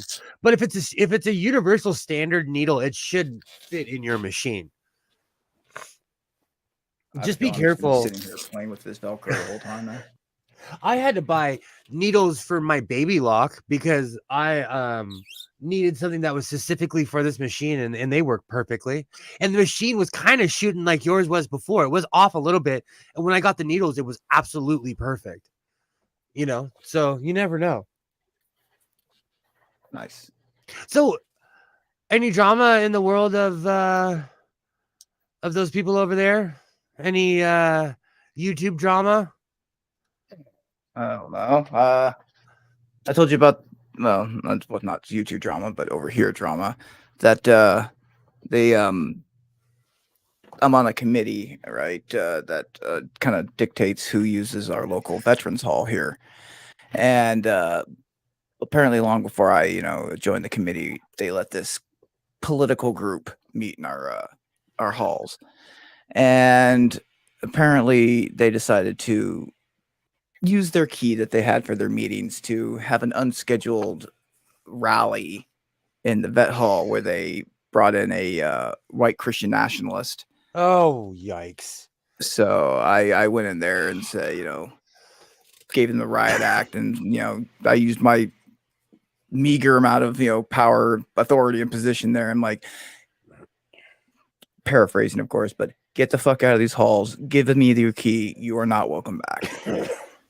Especially in a place, veterans come in all colors, shapes, and sizes, Exactly. That was actually part of my speech. It was like, these halls are to bring veterans together. This is doing nothing but tearing people apart. Wow. See, I don't know. I'm a capitalist, and I always jokingly say that, like, I would make KKK sheets, or that, like, if you paid me enough money, but I really don't think I would. I really like. I always say like, "Hey, if you pay me, I'm a capitalist." I always say that, but I don't think I would. Or I would like make sure it had bed bugs in it. Oh, for real. There you go. Oh, don't say that. I have more PTSD from bed bugs than I do freaking, war. Oh god, I hate those damn things. Working in a facility, we like one of the reasons I have my job is because I treat it like a clean room between scabies and bed bugs. Like I am no joke combating those. There's a line in there somewhere. No, because I'm a capitalist. I always joke around, but I don't think I could. I couldn't help someone that I'm utterly and completely against. But I think about this all the time. Okay, I'm anti-slavery, but everything we buy, we purchase comes from slave labor. In America, if you order something from Amazon, it was made by slave labor. Yeah. My LeBrons are made by some small hands in Bangladesh, most likely. And like people still get Shanghai. That was a good one. Oof. People still get shanghaied. Oh yeah. Slavery, anyone who served in the modern Navy knows that slavery is real. Especially when they send these kids. I used to stream with somebody who I consider was in more modern Navy, like in the 2000s, and she would cringe every time she talked about how they would they go overseas and there were slaves everywhere on boats who were just shanghaied for real. And this is like in the 2000s, Yeah, this is not the ancient past. This is And I saw a Jane Fonda special a long time ago. Thank you, Portland, Oregon. There are more slaves now than in the height of the African slave trade. There are more. Oh, but let's be real. Like statistics, if there's one thing you can lie about, is statistics. The one kicker about this is that there's more people on Earth. Mm-hmm. Up until the 1930s, there was only 2 billion people on Earth. No, there's a reason they're called the baby boomers, right? I always jokingly say that penicillin was one of the greatest and worst things that ever happened to the human race. Oh man, but yeah, it's crazy. If it wasn't for international Navy cooperation, there'd still be loads of pirates. I agree, but like we used to always jokingly say before Captain Phillips came out, and then that movie made it popular. But we used to always say like in Somalia, their GNP is piracy. That is their gross product, like what they bring in from robbing boats. I think the United States Marines, they were quote unquote invented to stop pirates. I could see that. Well, I could totally see that. Like, why do we have gangs? Because no one's there to stop. You know what I'm saying? Like, there's power vacuums. Just like those dudes weren't all that green. They were not around 5 or 6 years ago, and I saw 400 or 500 of them yesterday in the same place at the same time. It's crazy. But they were born from a necessity, obviously. Absolutely. I'm still not over that. Everything has changed so much. I'm old, and do I look old? No. I would say you look younger than I do. Do I look old? And I'm older than you. Or we're probably around the same age. We're probably around. Do I? It just made me. It weirded me out. Oh, that was a great episode, Commander. Somali Pirates. That's actually one of my favorite episodes. It's one of my favorite episodes of South Park. Do you still watch South Park? I'm not up to date on the latest season, which I hear is really good. I've watched all the stuff that they did, like the pandemic special and things Paramount like that. Plus? Like Pirate Bay. I have Paramount Plus. Everything. And that I loved their pandemic. The pandemic special that had me in tears. And I've said this before. Hold on, let's see. You don't look old, but when you're 21, everyone over 20. Your eyebrows haven't turned to snow yet, so you can still pass for pretty young. There's one whitey in there, and I pluck him every time. A little beard. Well, I'm all salt and pepper here, so I just embrace it. And like At this point, it's just my in my family, all my predecessors had a skunk streak. All the men had a gray streak. Oh yeah. Mine literally goes like this. It goes in the opposite. That's interesting. XY. It's I saw a meme a long time ago where it showed all the chromosomes, and it showed like certain chromosomes, and then two humans holding hands, and then the kid. Like I'm that kid. Like I am that, like the combination of my mother and my father. You know. That's hilarious. Oh yeah. My sister and I, we hate each other, but we both have gray spots in the same direction going like this. So I've always liked like the little gray, just like even like when the kids had it, like the little gray splotch, a little skunk patch, whatever. I always liked that look, but that would be weird going around like that. It's the weirdest thing. But you know what though? I am completely bald up to here, so there's no discussion on me ever growing out my hair again. Like game over. I have curly hair and I'm going a bit gray at the temples. Soon I shall look like the birdie. See, same thing. I have the same thing. So it's one of those funny things. Nature is funny that way. That's why it all goes back to a boy named Sue. Be careful of how much you hate on your parents, because regardless, they give you the spit in your eye. You know, I love that song. Now I have a boy named Sue stuck in my head. one late night in Gatlinburg. Classic.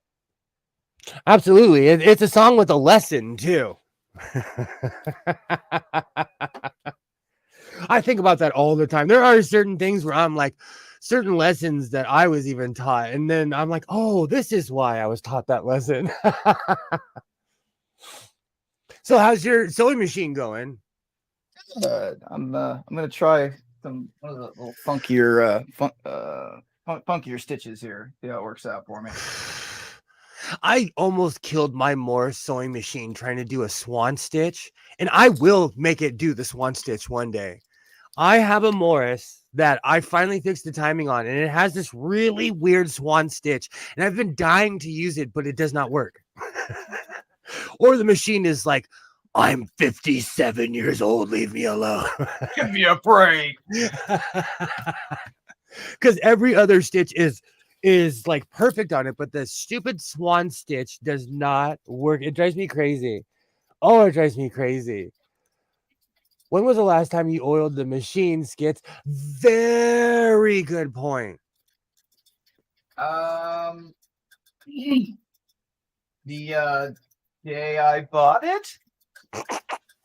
Get some machine oil and get some decent stuff. We've had many conversations. I use 3-in-1. 3-in-1 is for hobos like me. Hobos? Yes, I'm Boxcar Willie Sewing. Very nice to meet you. Get some real machine oil. That was such a cool stitch. Oh, that's beautiful. Hold on, I'm going to make you big. I want to see that. Oh, I love it. I love it. Actually, that's the back end. Excuse me. I had to totally futz with the widths and the length to get decorative stitches on my Kenmore 47 to look decent. I think I might have to do that too. My Morris is driving me insane. Oil is for car and sissy. Damn right, Kilroy. Damn right. That's fab, Skits. Absolutely. Sewing machine oil is uber cheap, and a bottle will last you forever. I use 3-in-1 for everything. That's my version of Windex to bring it back to my big fat Greek wedding. I'm just really weird. I am so weird. I use 3-in-1 I literally carry it in my toolbox. It's my version of Windex. Nice. Cool. I think I'm gonna try my first attempt at a teddy bear here probably this week or next week. Awesome. Do a mock-up and buy a bunch of fluff. Buy a bunch of Good idea. a bunch of stuff to stuff it with, and you can use it in future projects when you want to make a pillow. You get bored, and you're like, you know what? I'm gonna make a pillow. That's what I did I made a pillow that I sleep with every night on a whim. I put a pocket on it, made a video about it, and now I can't live without that damn thing. It was such a simple project. I have a Kenmore 158 521 Canadian one. It has decorative cams. Oh, that's beautiful. So, in my thrifting yesterday, I purchased a few weird things. I bought an Oliver North video. So when I was a kid, there was an infomercial on all the time trying to get a petition signed for Oliver North. Do you know who Oliver North is? Ollie North? Ollie North. Okay. So I'm right now, guy, right? Exactly. I am watching well, he was more about like funding civil wars, and he basically he had his own private army, and they were going to El Salvador starting civil wars, which is still raging to this very day. Like, we basically plunged that country into what it is today. Didn't he like sell guns or sell for drugs and then money? It was a weird situation, right? And then lied about it in front of Congress. And I'm literally watching the video right now where and this is a propaganda video, so they're calling him a patriot. They started off, they said in biblical times, men had to. I said, oh, this is going to be a good one. I need to get a really big J for this. I watched it yesterday. Get the popcorn. Propaganda weirds me out. Propaganda really trips me out. And we have to see they're doing it. Oh, I wish I could switch my thing. But this VCR was acting hanky earlier. But like, we have the benefit of history. So, you know, I know in the atheist community, people praise Christopher Hitchens. From 1979 on, Christopher Hitchens lived in America and commented on American politics. He was wrong 80% of the time. It wasn't until he got linked up with Richard Dawkins was he the Chris Hitchens that we think. He pushed the Iraqi war. Everybody forgets that. I wonder how well two-stroke oil would go on sewing machines. I use a mix of two-stroke oil and transmissions and my guns. Same. Where is it? It's literally right here somewhere. Oh, I had to move it because I kept on kicking it over. But I use my 2-in-1 on everything, Mark. But like I've said, people have literally cursed me out in my comments. There was one guy, I need to find that comment. He's like, you need to quit messing around and get some real oil for your sewing machines. It's the British. I drive them mentally insane. It's because I can barely speak English and I own the machines that came from their country, and they're like, oh, he's putting machine oil on a sewing machine. He's crazy. I should be sponsored by 3-in-1. True, Ollie. Yeah, you have to decide to use them or you don't come up. I made some linen towels. Oh, I was thinking about doing that. I need to do that. You know what? Your stitch actually looked like a beautiful towel that I own. A really fancy towel. Oh. What is proper sewing machine oil? I have been. There are people that have blatantly been like, I'm unsubbing. You are a disgrace to sewing. Sewing machine and sewing machine accessories, disgrace, unsubbed. Unsub. I've got that makes me laugh more. That and when I pull out my WD-40 starts riots. It starts when I put WD-40 on a sewing machine, people lose it. The whole generation of atheists were D-bags, though. Either they were creeps or racist. So true. Sam Harris has gone on the right-wing, alt-right wing train. Dan Dennett hasn't necessarily. Him and Pinkerman have kind of stayed neutral from what I know.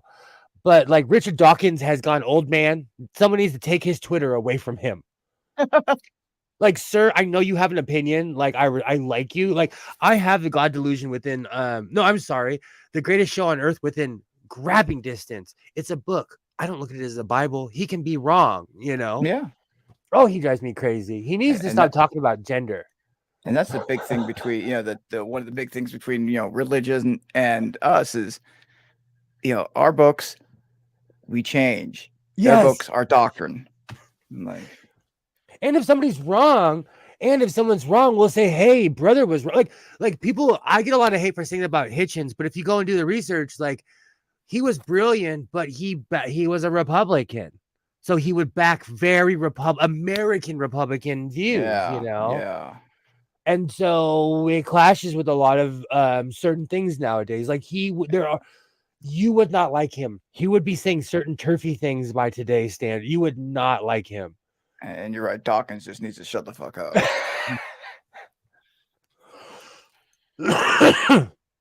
I am boycotting for 4 minutes for W. It's because I'm old and I think that's my other version of Windex. One YouTuber responds, "This isn't an airport. You don't have to announce your departure." I love that. That's one thing that drives me crazy when people are like, "I'm boycotting, blah, blah, blah." Like, if you don't like something, just don't participate in it. Yeah. There's a ton of stuff that like I used to participate in. I just stopped watching their stuff. It's not rocket science. Wow, sewing needles are cheap. Why did I think they were going to be more expensive than that? Oh no, you can go crazy. That's why I own hundreds of them. You can go crazy ordering sewing needles. It's like 100 pack for $10. I want to oil a machine, use diesel oil just to piss off the purists. Absolutely, Kilroy. Absolutely. I think that's what it is. And what I'm not telling people is that in this room, I have every lube known to man for any machine you could possibly think of. At my shop, I have oil for every specialty machine. I even have special garage door lube because I'm crazy. I think I'll go with the Singer oil. Chemicals are like, maybe I'm just crazy, but to me, sometimes they're all the same chemicals. They come from the same factories. For real. Ooh, a little cleaning kit. I'll get that too. Oh, let's skip to this one. The godless troll. Hi. Formulated for autos. It dries quickly and leaves residues. It gums up your machine. Just buy sewing machine oil for sewing machines. Two-stroke oil is pretty thin. It is designated to lubricate. That is true. That is very true, Mark. The thing is, they take a preacher's talk or a mistranslation of a mistranslation. Absolutely. And honestly, nowadays, everybody uses their doctrine to hide behind what they hate anyways, because people don't speak directly. People just can't come out and say something like, "Hey, I'm about this and this." They have to dance around it. I'm not necessarily the most politically correct human. So if I have something to say, I'm just going to say it directly. Fair. There's my thing. All right. What are you ordering? Oh, I'm buying a little cleaning kit that has little brushes and little screwdrivers and things. Some Singer oil and those new needles. Awesome. Oh, I think I packed this one too tight. I'm getting better at rolling these things. No, I have it down to a science at this point.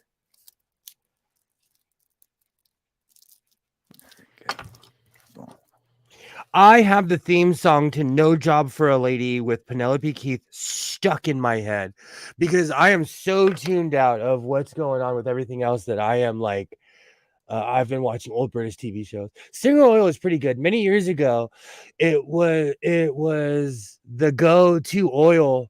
Wow, on guns. That's really good to know.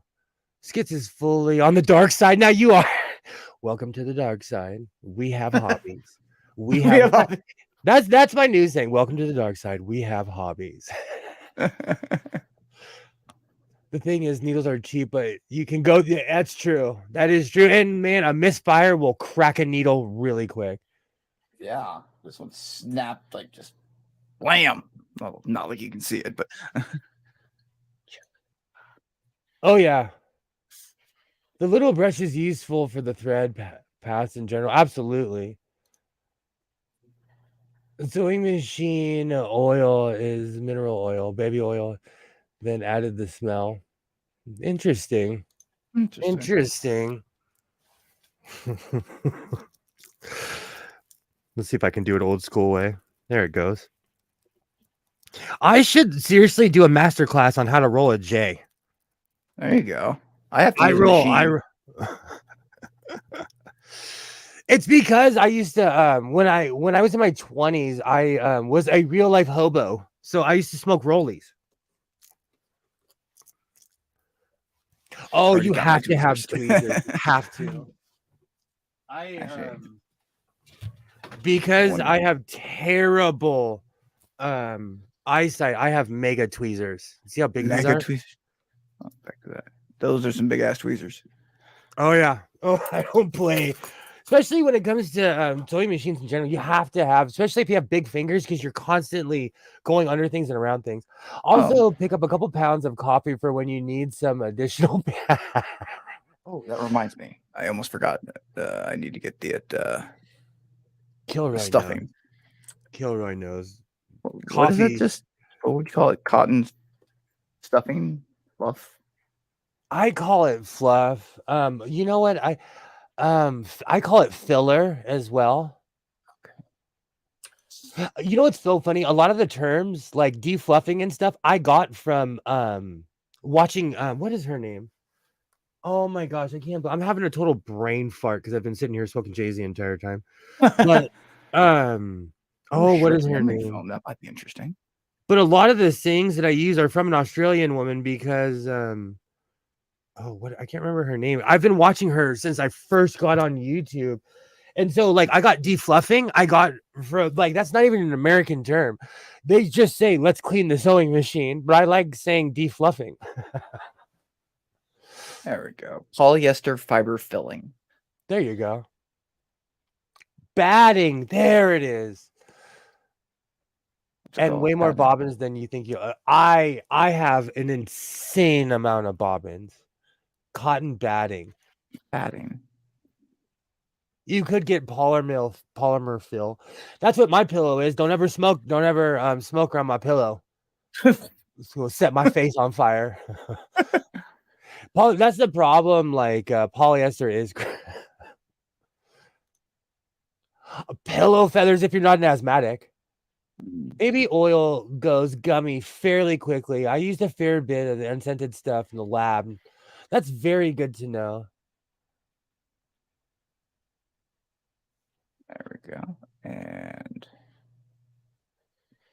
bye. All right, there you go. Interesting. So now I got everything I need. Wahaha. Oh. Look at this. Look at this picture, Skits. I love the dedication. If you make a sock account to troll me, I will put you up on the screen. I'm serious. These people go out of their way. Welcome. On that note, mind if I do a J? By all means. I quote the Big Lebowski all day long. That like it makes me laugh. Have you, speaking of which, have you started a Rumble yet? I have not. Since my troll is watching, you should go. I have a Rumble channel too. Go troll that too. Give me some traffic, troll. I don't think I've ever actually been to Rumble. Baby oil, it's super right wing. But you can great. say and do anything you want on there. And that's the thing. I play a lot of copyrighted stuff, and I didn't realize how hardcore YouTube was until I started making videos on Rumble. And they just upload it, make sure that you're not offending them, and then you say, I'm taking basically you take responsibility for your video. And YouTube takes address and everything. Those are optional. Okay. Oh, for Rumble? Yeah. It was like it's asking for your address and phone number. I'm like, oh wait, that's all optional information. Okay, good. Right. You can get a new cheap pillow feathers or fake fill and use that. I like both, Alibaba. Okay. So Kilroy, I am subscribed to a man that has a full radio station in his house. He says some of the most whacked out conspiracies. I don't even want to repeat them on YouTube. That's how, Wow. like, he is beyond those alphabet people, anon people. Oh, like alphabet. Sesame Street. No. We'll pass it this way. Oh, Mark, if you lived any closer, see, that's the thing. Like, the only reason I smoke alone is because, like, no one smokes like I do. If you lived any closer, your wife would be like, you can't go to Sewing's house anymore. You smoke too much over there. Like, I go crazy. And I ever since it became legal to grow here, I am like a green thumb farmer. And you know what, Mark, honestly, 2 or 3 years ago, you gave me some advice that really helped. And like last year's crop was because of you. I had a 9 or 10 foot plant. Like, it was huge. So, and there, it's already, oh, I'm so sorry. If you lived any closer, I'd give you a bunch. I went today and almost got shot for it. LA's just a crazy place. Honestly, it goes from being the most peaceful place on earth to Gotham City in 0.5 seconds. And like where I live, people have the illusion of safety because we live in the suburbs, and no one is like, safety is literally an illusion. You know, it's a state of mind.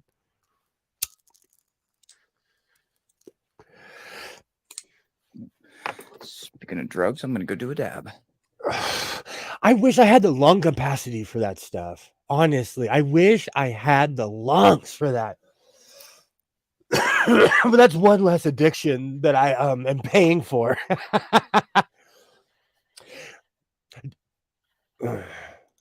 Keeps you on your toes. Absolutely. Alert. Absolutely alert.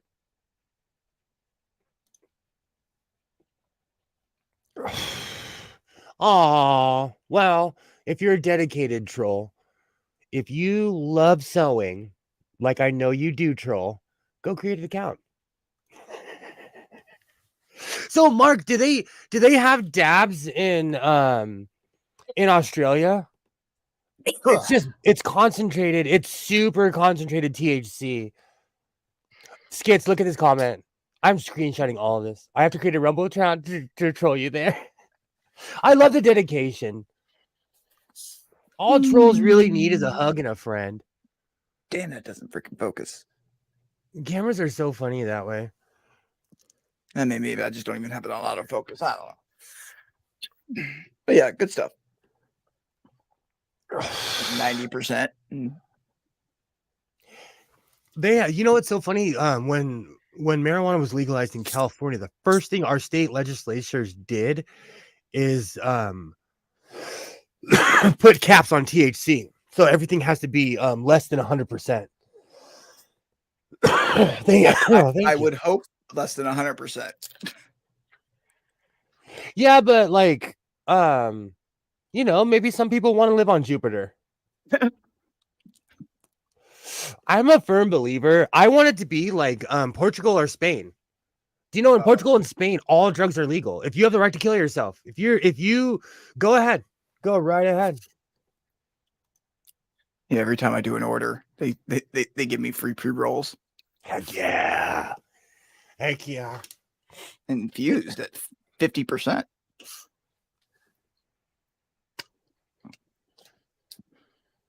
Nice. I've never smoked weed. That being said, dabs legit scare me. Me too. I've been a stoner since I picked it up as a child. The day Weed and I met each other, I was like, "Oh, I love you," and Weed was like, "I kind of like you." But same, Kilroy, dabs scare the hell out of me. Anything that makes me feel like I'm on acid, but I'm a tripper. A long time ago, I overdosed on mushrooms. And so when I say overdose, I mean the most I'd ever had was half an eighth, and I ate 2 eighths and lost. That'll get you going. Oh, I lost my mind. I lost my mind. I didn't even live with my parents at the time. I ran to my parents' house because I knew they would protect me. Oh yeah. So whenever I hit anything that harsh, it gives me flashbacks from the time I lost my mind on shrooms. It's like we learned nothing from prohibition. For real. No, anything with the THC is illegal without a prescription. I can get a prescription for weed, but it's like $290 a month, which is whoa. See, that's why I'm so glad I didn't move to Australia. 3 years ago, I almost moved there. They're still begging me to move there because my immigration cleared. Well, anything over 22% THC starts tasting bad. They have caps on a lot of stuff. They really do. Make it illegal, create all the problems. See, in Spain, I had this conversation with my son the other day, and I looked it up because I want him to see it, like because we live in the world of pictures, And in Spain, there's pros and cons, but their crime rate, everything dropped when they legalized drugs. In Portugal, when they legalized everything, drugs use dropped like a sack of potatoes because all of a sudden it was boring. Thank you. That's what I'm saying. And the younger generation doesn't do drugs now because they see the ill effects of it. So I think it's better to legalize it and watch how many people won't do it. That's nothing. I actually have health insurance yet. Have to pay out of pocket for my doctor because there's no one in network anywhere near I live who's taking new patients. That's awful. I don't do weed or anything like that or shop for prescriptions. This is just to see a doctor. It's like that here too. Our American health insurance just in general is scam. It really is. He only speaks whatever I have. No, not necessarily, but it's not something that he's in love with. He likes the benefits of it. He sees me going around speaking Spanish to people, and the keys to the city are magically opened. But I think also the desire you have to have the want to speak another language. I attempted to learn to speak German. I do not speak German. You have to really want it. Spanish, let me tell you, when people are always like, when I tell them, oh, I speak Spanish, blah, blah, people are always like, what was her name? I moved to Mexico and everything. So I got immersed in the culture. I completely fell in the culture. And so, like anywhere else, though, if I put you in a loony bin, Skits, and came back a year later, you'd be crazy. If I sent you to France, you'd come back speaking French, Or starving and not knowing where the bathroom is. You think I'm playing like I don't know about anywhere else, but like there are certain countries where if you do not speak the language, you will starve. Or you better hope there's a mission somewhere. But let's be real. Most places people speak English, they just choose not to. Like even in Mexico. Most people speak English. It's a very helpful language. I learned Spanish out of well, I don't know. It was one of those things where it was just expected of me. Funny story. When I lived in my hometown, everybody was like, "You're black," because they saw my father. When I lived in LA, no one spoke a word of English to me because they were like, "You're Mexican." I'm not. People would walk. This was pre-cowboy hat too, Pre-cowboy godless. Now no one speaks English to me. When I go out in public, no, I'm straight paisa, like straight paisa. I mean, the Vagos, I think that's what it was too, was the hat and everything. I just look like old man. I'm still mad about that, Skits. I expected to come back. Like, have you ever seen that movie? Is it called The One with Jet Li? Where at the end, like they're going through alternate universes, and like they're basically offing every version because he wants to be the one, and he gains more power every single time. Well, spoiler, I'm about to give away the movie, but Jet Li traps himself in an alternate reality. And at the end of the movie, the one who is the fighter, he's on the top of this hill and he's like fighting, and he's like in heaven because he's fighting like 1,000 guys. And I thought that's what it was going to be yesterday. But instead, I got a bunch of high fives and how do you fix my motorcycle? At least one didn't ask you, you want to go for a ride? No, I'm an elder. Like, it would have been the other way around, or I would have scored a new bike. There's rules. You don't say stupid things. You can't say stupid things around bikers because they're pirates. There's a rule to piracy. I'd starve or get arrested for pissing in the street. Mexico is no joke with that. Mexico is they people think I'm playing. They have laws against PDA, public displays of affection. They have laws against all kinds of stuff. But it's more or less just to trap tourists. Because if you really think about it, most of their gross national product is from tourism. Oh, reels. I always see these stories about Bali and kids in Australia going there and acting crazy. That's our version of Tijuana. But Where? I wonder, do people still go to Tijuana and party? I've never been there. I've never been to Mexico. I'm ashamed to say. What? That's because you were not in the Marines. Like, that's a West Coast thing. Like, anyone who served on the West Coast, they're like, oh, I've been to TJ 10,000 times. Yeah, I was all Georgia and North Carolina. So Looking at your patterns, Wilmington Beach, I could tell you about. You might want to make the legs and arms a little bit wider. Once you fit this stuff in, very, very true. You might find that they're a bit small. That's very true. Okay. That is a pretty big pattern, though. When I found out that in Mexico you can't even smoke outside, I was like, well, Mexico's off the bucket. Mexico, it was heaven 20-something years ago, but it's changed. Once the cartels started fighting, I would not recommend going there. I think I would melt if I went to Mexico. It is. See, but you'd melt if you came here. Mexico is so much fun. Thank you, godless troll. It's hot here. Dude, during the summer, it gets to be 110. Alexa, what's 110 degrees Fahrenheit in Celsius? 110 degrees Fahrenheit is about 35. 33 degrees Celsius. 33.3. That was close. And it was like that on average here last summer, where I was like, but that was a record for LA. That was like, we were hotter than Phoenix. Consistently. We had I was part of this veteran golf thing that was going on up in I'm presuming you know where Reading is. Of course. But yeah, so we scored a bunch of tee times at some pretty awesome country clubs up there. But the problem was it was in the middle of last summer and the tee times were like 2 p.m. and like it was like 118 Ooh. and like literally had like Vietnam vets like just like one got hauled away in an ambulance because it was so bad. I'm like, okay, we're not gonna do this again. Too hot. Mark Short and I live in this, like, it amazes me how Australian and California weather is pretty much close.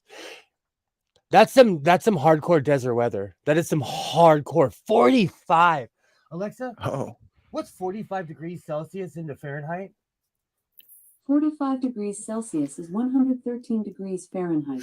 That's gangs. That's hot. I just actually, funny we're talking about hot weather. I just found out where the government is going to be sending me for my annual training this year, and when. And it's going to be Tempe, Arizona, in the middle of August. I love Arizona. I lived in Arizona when I was younger. I'm kind of biased. If they hadn't lost their mind, I'd be living there now. But it's become a turf state. But it does get hell hot in Arizona. I lived in Mesa. It gets hell hot. I think 75. I'd melt in Australia and Cali. Absolutely. It gets hot here.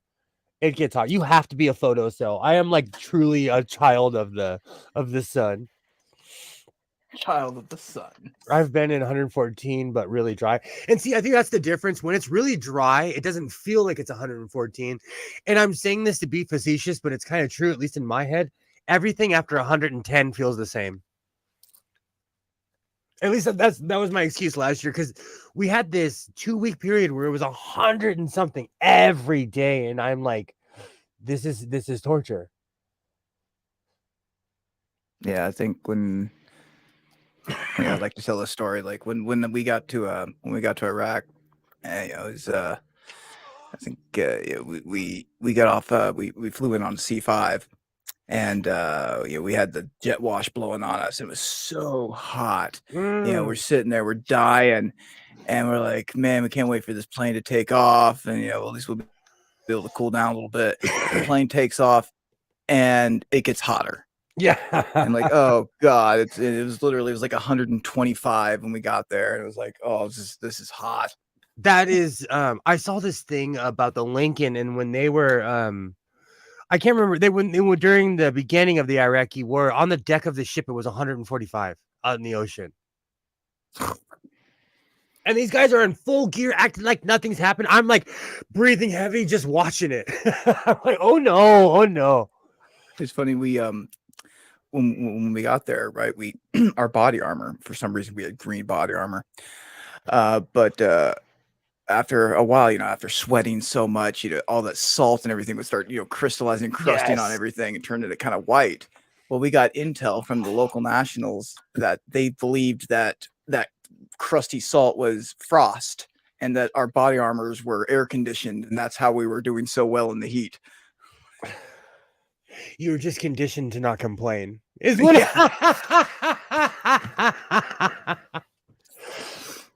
people ask me all the time. They're like, man, you don't complain in this and this. You have this health issue. I was like, I was raised by a military person. Complaining gets you nowhere. California isn't the golden state because it's gold. There's gold in them hills. It's because the grass dies in the summer and makes the hills look golden brown. Here it does. That's why we've had so much rain. It's eerie to me that things are still green. And then you get the golden colored fires. Next time we get a major fire, I'm moving. I cannot hang with it. All right, well, fire season's starting in a couple of months here. Exactly. My mom's allergic to the sun. She is the most. She's the palest Mexican I've ever met in my entire life. She's one of those people. She wears long sleeves, big hats when it's hot outside. She's extremely pale. I tell people think I'm kidding, and I say my mom is like she's like transparent. There truly are people who are allergic to the sun, though. Gosh, I can only imagine. I got at least some Sicilian blood in me. Those people who literally just if they think about the sun, they burn. Mm-hmm.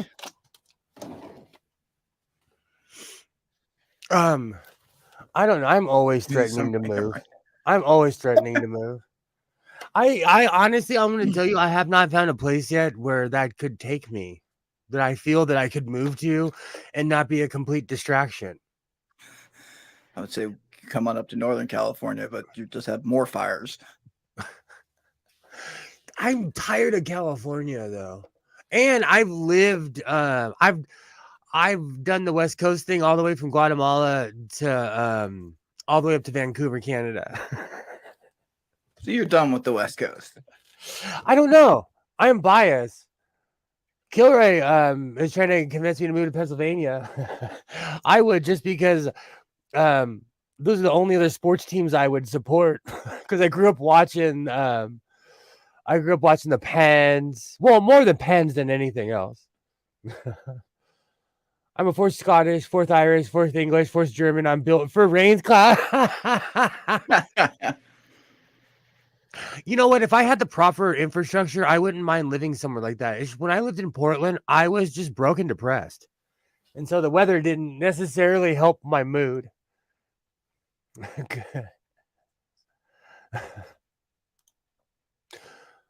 Luckily, I have a bit more Indian in me, so I get black instead of burning. Same. I'm a photo cell. I love the heat. I get activated by the sun. It's the strangest thing.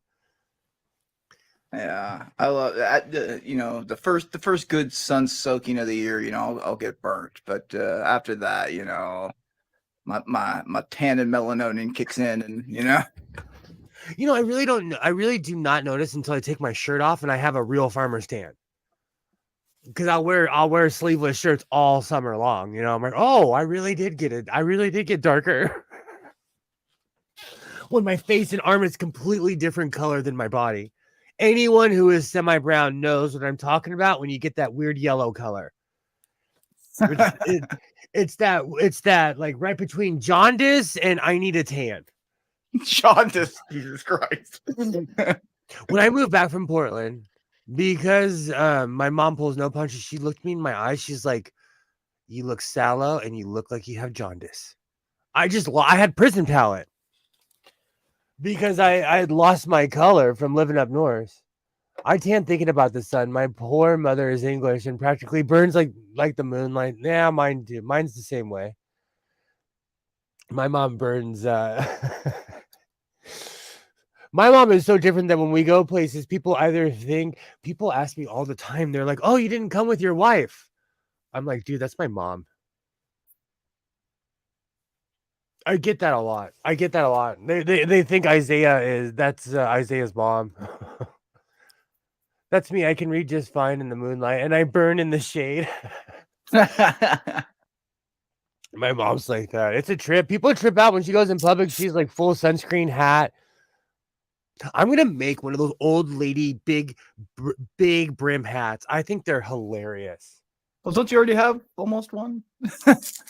I've made a few in the blossom hat, but never intentional.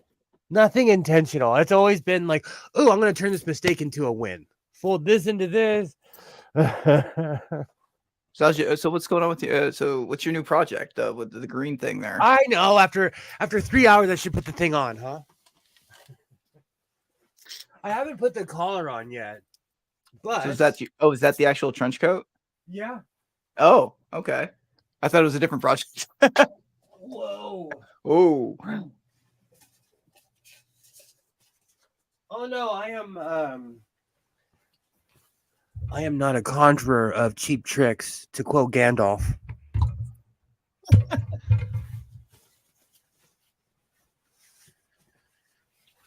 Oh, those. I like your pocket liners there. Like... You're not supposed to see that. But my pockets are all party. That's so cool. All party. That's a badass though. What's the material? It's a cross between a 1970s couch and a tennis ball. Interesting. It's I work with more durable material because I wear everything that I actually make. And so a lot of the stuff I work with is a little bit more thick. It's like a step below canvas almost. And is it a liner or? Well, I lined it black. Oh, okay. Okay.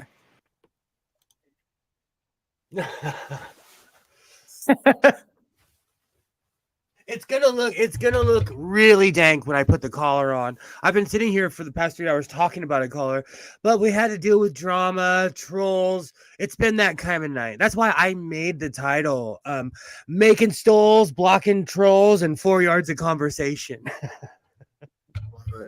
Because I knew it was gonna be that kind of night. Mercury must be in retrograde or something. But it's gonna be. I'm trying not to make a pimp coat, but it's gonna come out like a pimp coat. It's gonna be a pimp coat.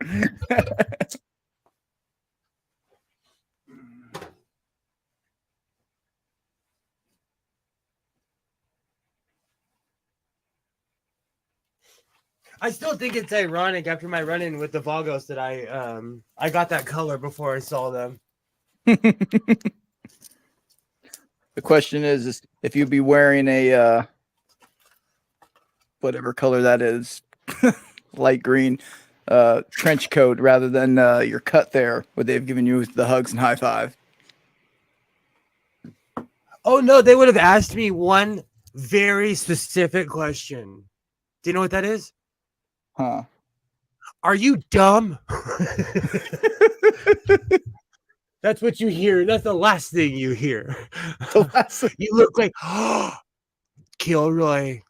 I like that. Oh, I need the skinny microphone though. I need the Bob Barker skinny microphone. Oh, I can see that. There's such a You'll have weird to- microphone, right? Always at the little. He did. It was the weirdest thing, but a lot of the 1970s technology was cool. It was very James Bond, and I know how it is to be stuck in the era. So there are certain people when I look at them, like Bob Barker in his head, he was in the 70s. You'll have to tack the pockets down. Well, I don't know. I'm debating because I haven't put the buttons on or anything yet. I like giant pockets, but I am gonna have to tack it down. You're right.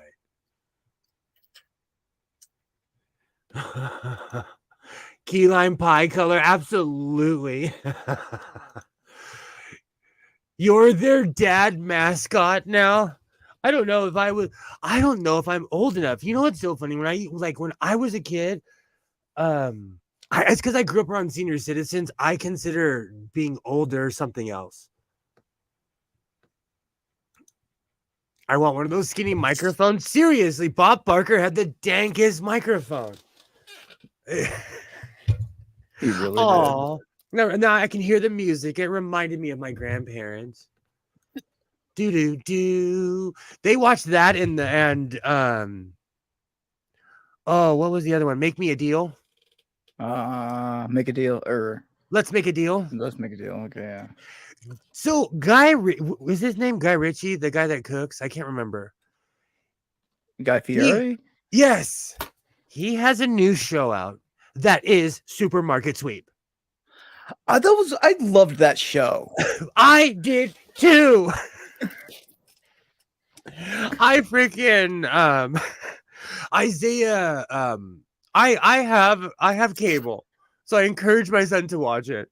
And he's obsessed with that show. And I look at him, I was like, bro, this is Supermarket Sweep. He says, what's that? I went straight to YouTube. I said, watch this. They have full episodes on there.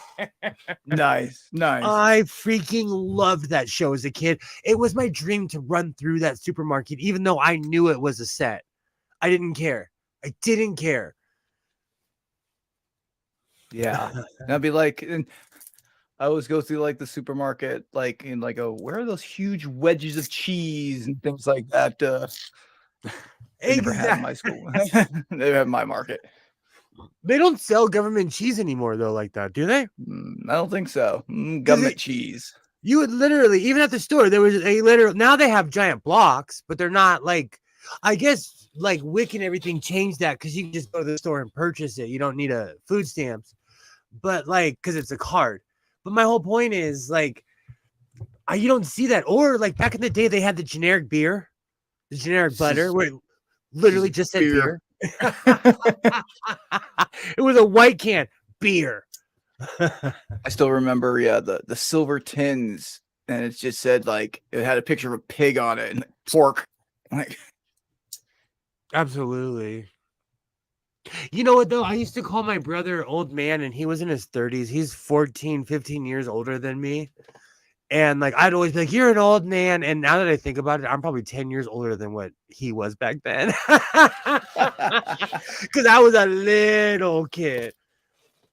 You know, and he was probably in like 25, 30. So old is relative, you know, it's all relative. For real. Age ain't nothing but a number. Yeah, but could you date? I think about this all the time because like I watch a lot of very specific stuff on YouTube. I could not date a 25 year. Well, it depends. No, I don't know. I would have.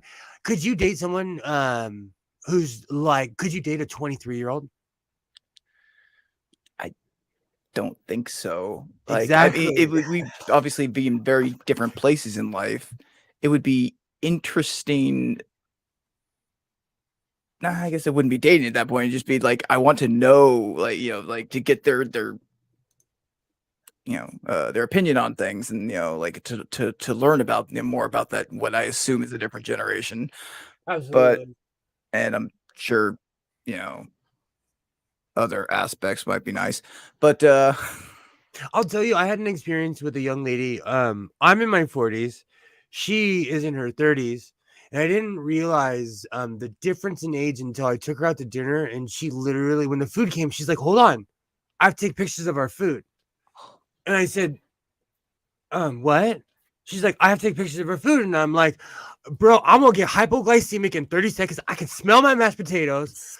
Like, just take the damn picture then, like I don't know. I don't know if I can even date someone in their 30s. And from what I've seen, I don't know. It depends on the person. It all depends on the person because I am mature in the old man way of bills paying, but I'm immature in a lot of other ways. So, like, I have my life together in one way, but I'm also a giant pirate in another way. So you'd have to you'd have to be on a certain level. I don't know. I don't think I could. but Been yeah, I watching mean, Happy. definitely not like, I mean, 23, that's young. That's like, at least something, by our stand. I don't know. That's what I'm saying. Like, yeah, someone that young is just not in the same place in life. Thank you. Exactly. Cute. That's what I'm saying. But that's I'll also take kind of makes pictures it of my food interesting I've because you cooked. get No. to sorry, go ahead. Oh no. I'll take pictures of food I've cooked and want to show it off. True, I do the same thing. But taking pictures of restaurant food it's weird. It's a generational thing too, because they want to show up on Instagram or like, oh, they took me to this fancy restaurant. Like, look, bro, we've all been to Claim Jumpers. It is not that special. All right. I ordered a It is Widowmaker tasty. hamburger. It is so good. It was really good. That We was have actually one. one of the first places I took my kid's mom on a date, was Claim Jumpers. It's funny you say that. I used to take my ex there all the time. A, it was one by my house, and B, it is so good. That and CF Chang or CF PF Chang's? Chang's. PF PF Chang's. Chang's. Yeah. Oh yeah, we live in California. I don't know if so my whole point is because I'll tell you, this is all no brag, just fact. Younger women walk up to me and I can always tell. I can always tell. I hate it when people say that. I can always tell. But when younger women walk up to me, they'll be like, "Hi, what's your name?" I tell them my real age. I say I'm 40. And 90%. And this happened to me. This happened to me 3 weeks ago at the swap meet where this young lady walked up to me. I said, "I'm 40." And she's like, "Thank you so much." And she walked away. I'm her dad's age. I'm probably, you know what I'm saying? Like, I'm her parents' age. I mean, maybe she has daddy issues. We all have daddy issues. I'm still not gonna date someone that's 20, like 20 years younger than me. I look at people who take pictures of their food and I'm like, bro, we all know what a burger looks like. Thank you. Like, I'm really into sushi. Isaiah and I go out all the time. He starts hitting me. He's like, look, they're taking pictures of their food. I'm like, don't look, stop. I think it's crazy, but I'm judgmental without reaction. So I'll judge you. I just won't say anything. I'll just look like, oh my gosh, these crazy people taking because honestly, it's none of my damn business what you do, But if we're on a date, I'm gonna be like, I'm gonna think it's weird, But we live in an obsessive era where people videotape everything. We have relinquished responsibility in a way where people think, oh, there's a camera watching me. I can be a complete idiot. Oh, there's a camera watching me. I can walk into the street or human beings we're strange. We are really strange as a species. It was funny. I was actually just talking about, I forget who it was, but on how we think we're so anonymous, like especially with when we're in our cars. Mhm. Like how we just like so many people do whatever, like something you would never do in front of another person, sing out loud, picking your nose. Yep. It's like, dude, it's just glass. I can see you, right? Like I randomly scream the F word in my car. So if you pull up next to me, you will literally see me say, I bet it's the scariest MFing thing in there. Like they're like, oh my god, LA is so crazy. These psychos in LA. It's therapeutic to me. I'm like, oh, I just lost 15 pounds off my chest. I feel better. Like I call it scream therapy. I call it scream therapy when I'm by myself and I'm like, that son of a smitch. I can't believe they did this. I can't believe it. I absolutely coming to America. I have a really good friend who lives in Georgia, and we are such enormous geeks. And once a year, he'll remind me how much because he'll put on my Facebook. He's like, "You think you're hard and you're all tough, but when we were kids, we used to sing Neil Diamond at the top of our lungs." It's so true. I miss that. He grew up to be a good person.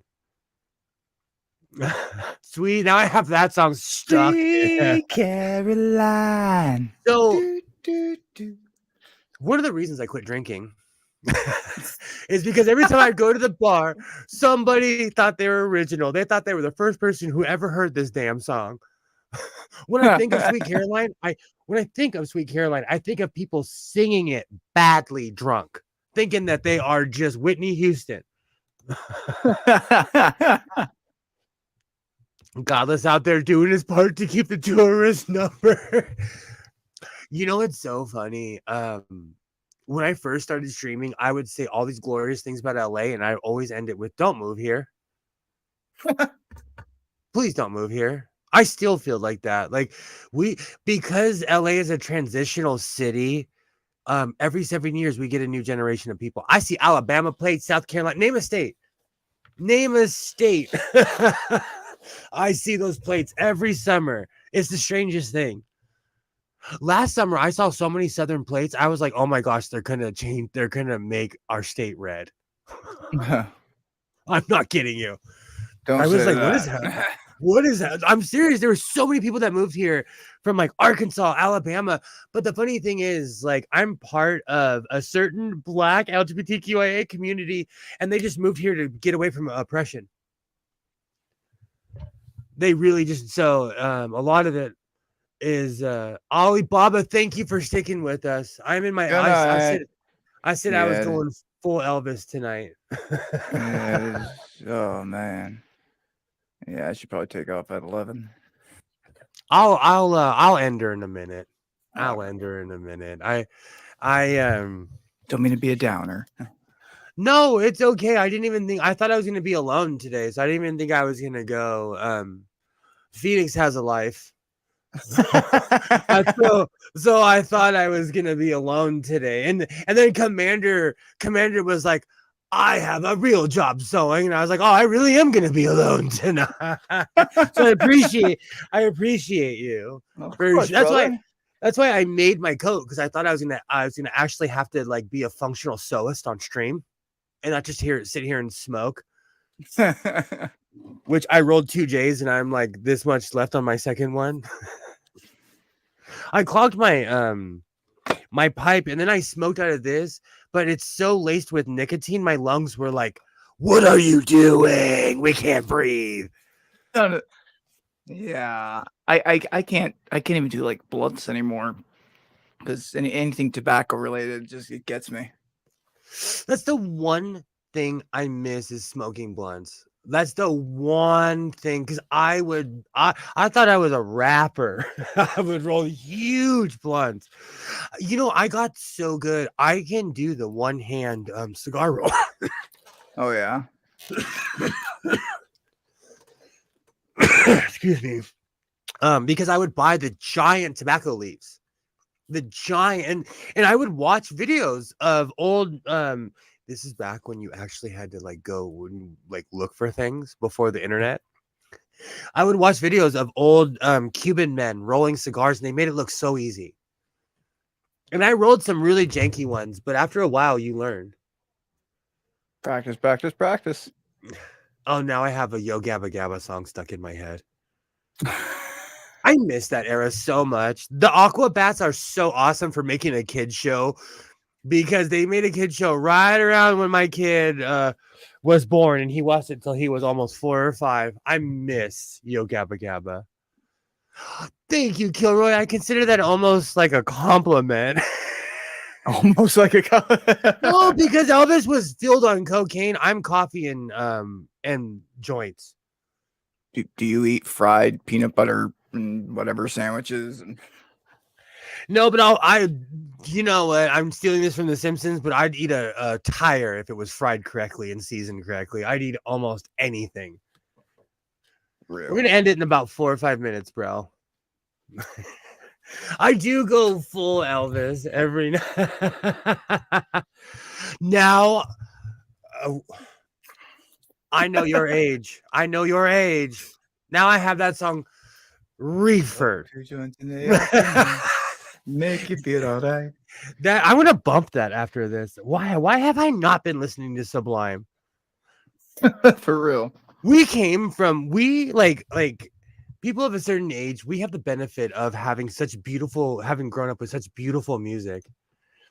I yelled a curse word out at a Burger King. Some guy told me to shut up. Bottom line, I took as a challenge to threaten to call the cops. I started complaining as to Donald Trump profanity. Good times. Jesus Christ. I had Burger King the other day. I'm getting hungry. I ordered this really spicy sandwich, and it was the greatest thing I ever had. It was a number 7. It's their spicy. I ordered it kind of on a mistake, and it was so good. I know someone who was born without arms, and they can roll a joint with their feet. Necessity is the mother of all inventions. That's so impressive. That is talented. I love the videos of people playing guitar and shit with just their feet, but rolling a joint. Wow. I don't have that dexterity with my normal freaking hands. People are crazy. I have really freakishly long toes. So I can see how people can do that. I don't have toe. I can't believe I'm telling this story. I met a woman from Peru who had actual finger feet.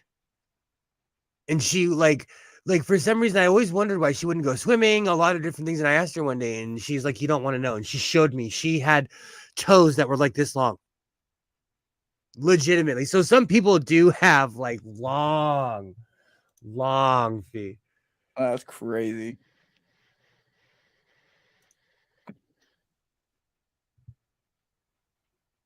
Actually, we have a lot of Black people that support Trump around here.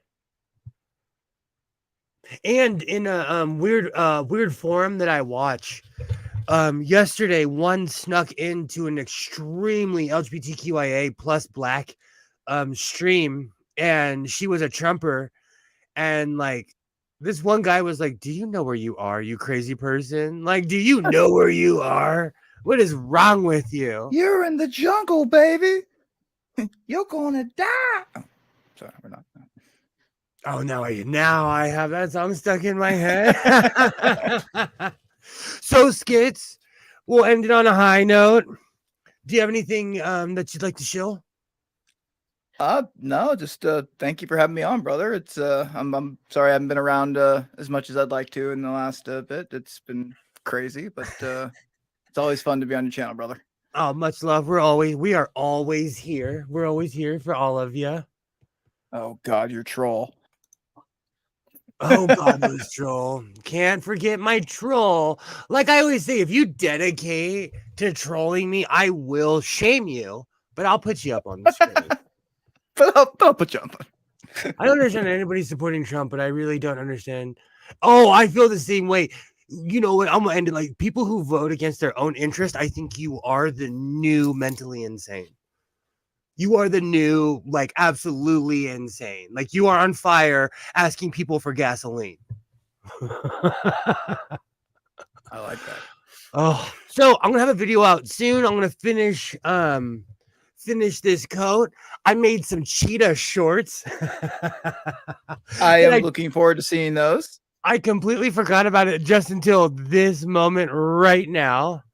So I'll have a video out soon. I absolutely love and appreciate everybody, even my haters, because I know that I'm the reason that you guys get up in the morning. So I'm glad I can give you losers life.